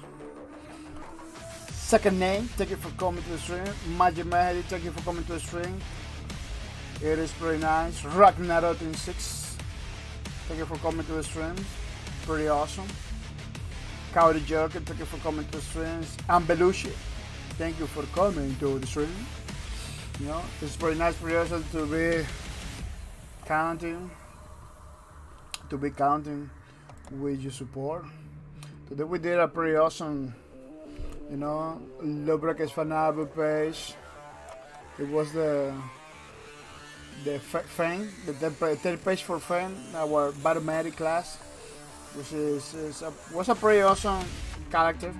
It was fun today, a little bit rushed, but it was fun, you know, I'm not gonna deny. Let me see if I can put it in the book right away. Something that we do from time to time. You know, Fang 3. Let me save it and see if we can put it in the book. Remember that we did this so we don't miss out. You know, the next time we come, we don't miss out and put it into the book. So you have fun, you know. You have fun. You don't have to, but it's a good idea to follow so you can get a notification when I come back to the streams. We're coming back later with Space Lord, so it's good to keep notifications on for that. You can put it on and then put it off after the streams, you know. But it's a good idea. You don't have to. Again, you don't have to. You're just giving ideas and stuff like that. But at the end of the day, you are the one to decide if you're gonna do it or not. Let me low breakers fan album. Put it there. The design that we did it today,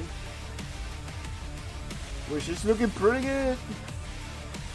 I don't know, the Fang has a lot of positions like that, standing positions. So there is not a lot of variety for Fang. You know, they got a couple more flying that I don't like. I don't like the flying ones a lot. You know, we did one, but I don't believe we're gonna do another one flying. They look kind of weird. He's flying because I know they're flying, but it's not like it doesn't look like a flying. You know? The ones that he's flying is kind of difficult to figure it out. Yeah, I have a lot of fun with this character. The way I did it pretty fast because I didn't know I'm gonna be able to finish today. That's why we did it like a kind of fast and everything. Yeah, maybe next Sunday we're gonna do the other one, the last one from Fang, before we jump into our next character. Yeah.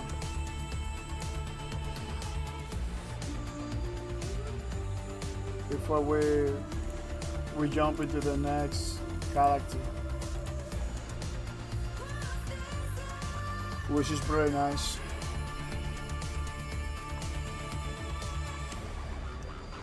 Let me see, the breakers banner. Yeah, pretty cool, pretty awesome, pretty nice. Let me see if I can refresh over here. To see the new addition to the file. You see, we got the new one over here already. This is the third one. It's kind of flying, but it doesn't look like it's flying. It's like it's coming down from the sky, you know. But it's flying. It's going up, getting pulls. It basically is doing like a rocket launch, rocket jumping. But he can fly, so it's easy for him. The first one, the second one, the third one. Yeah, the next Sunday we're gonna do the number 4 of the same character. That's what we do. We do 4 4 characters. The same character, 4 versions, 4 different drawings. Looks really cool. Yeah, I'm missing some shadows over here, I believe, and a few other things, but overall it's good. I had to close the stream because we're coming back later on, so this is at the end of the day. This is like the first pass.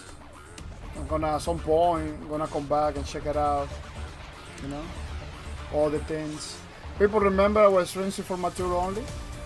You know, 18 and up. So you are mature, you are welcome. So you are not, you can go to another room. You still can use the platform Twitch because you only required to be 13. But our channel over here, we're trying to keep it mature. You know, we put in the channel, in the title of the channel, 18 plus. We're telling you face to face. And I don't know if you know, the Twitch platform tells you when you come into my streams. You know, you can come into my stream, it tells you. The broadcaster has indicated that this channel is intended for mature audience. So you click over there, you go through. It's not my responsibility to have you here. So we find out, we ban you. So you are good. You are 18 and up, guys. You are a mature person already. You joking about being a minor or something? You're gonna get banned from the channel. I don't want that.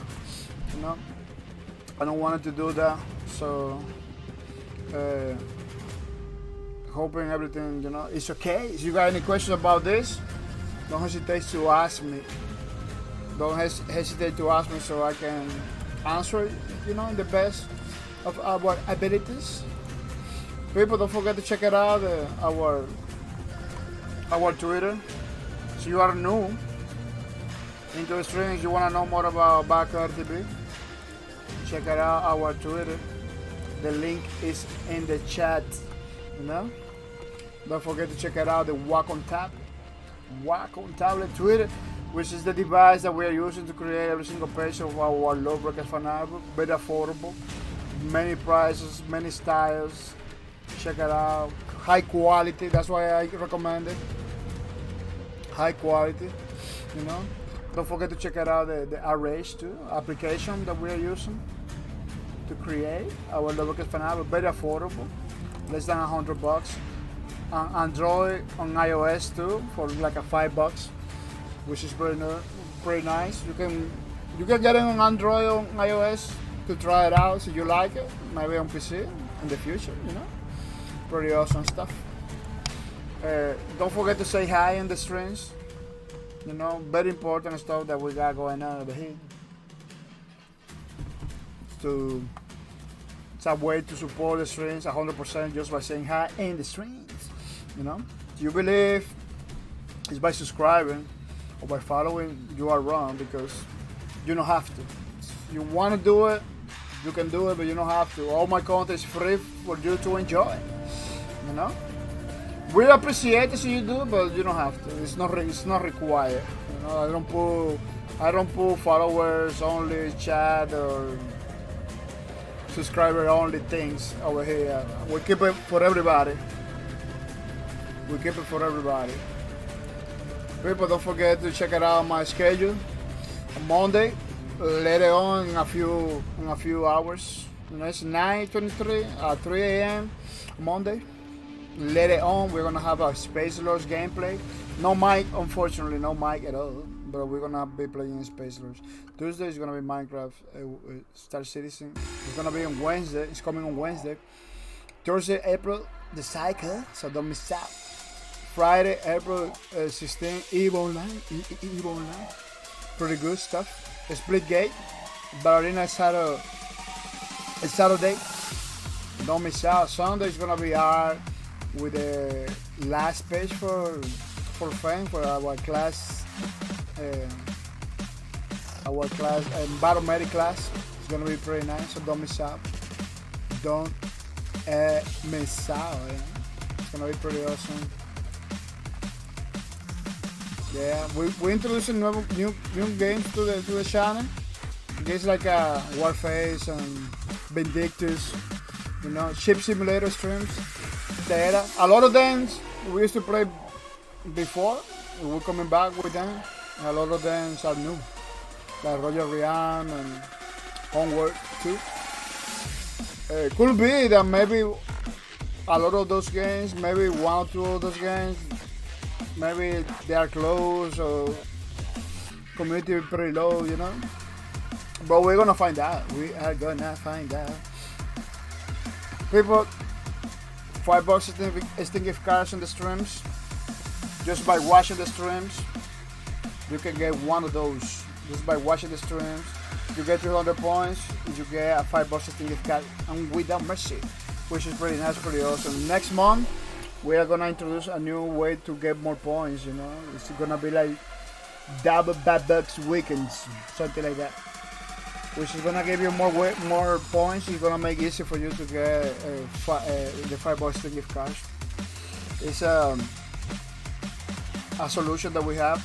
We're gonna try it out to see if we can do it like that. It's gonna be a lot of fun.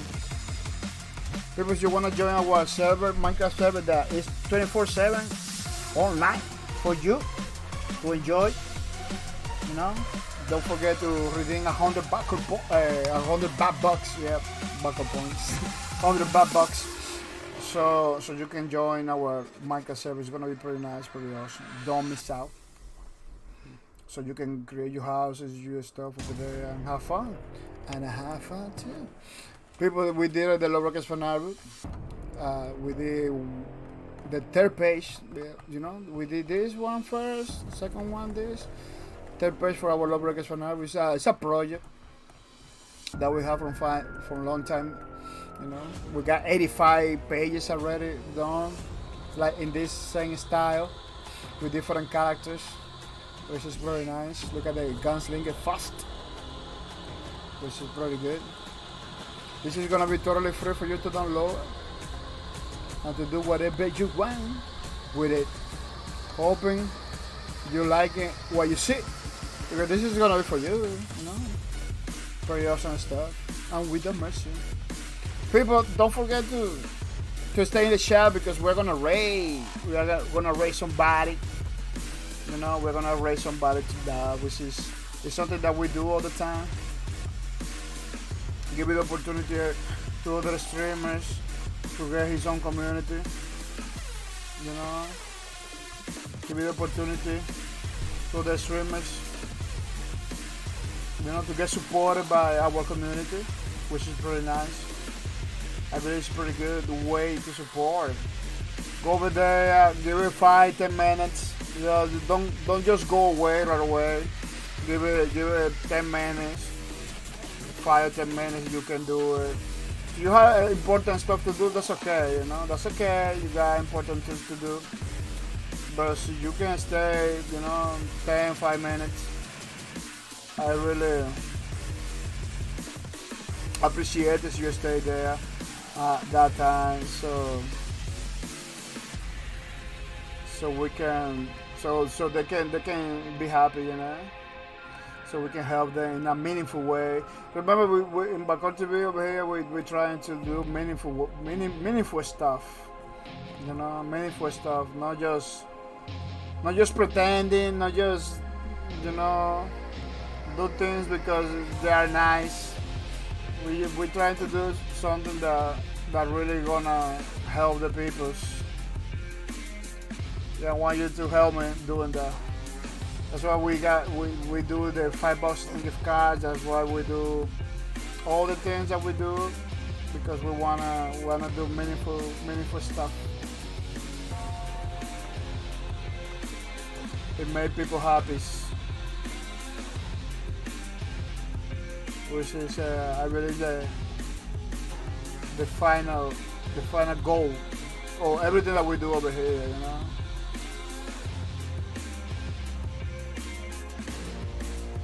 Yeah. Yeah. Let me see who's gonna be. Let me see who's gonna get the way to do it. I see many people here that deserve to have some raid today.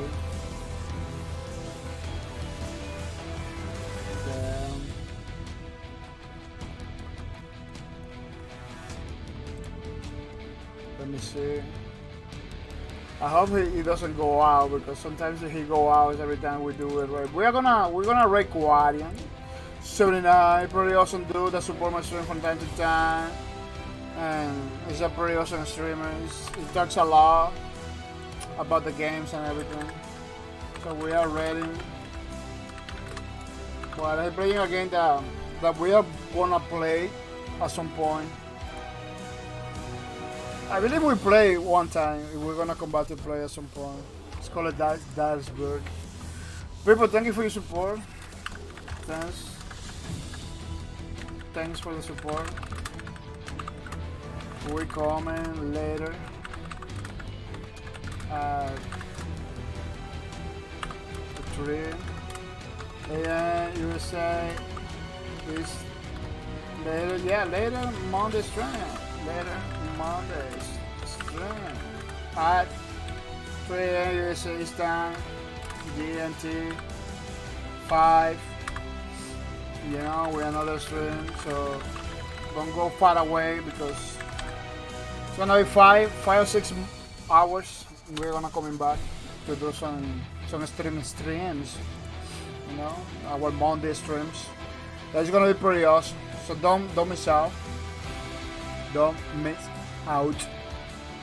Thank you for your support, thank you for everything you do, and see you tomorrow with another stream. Bye bye.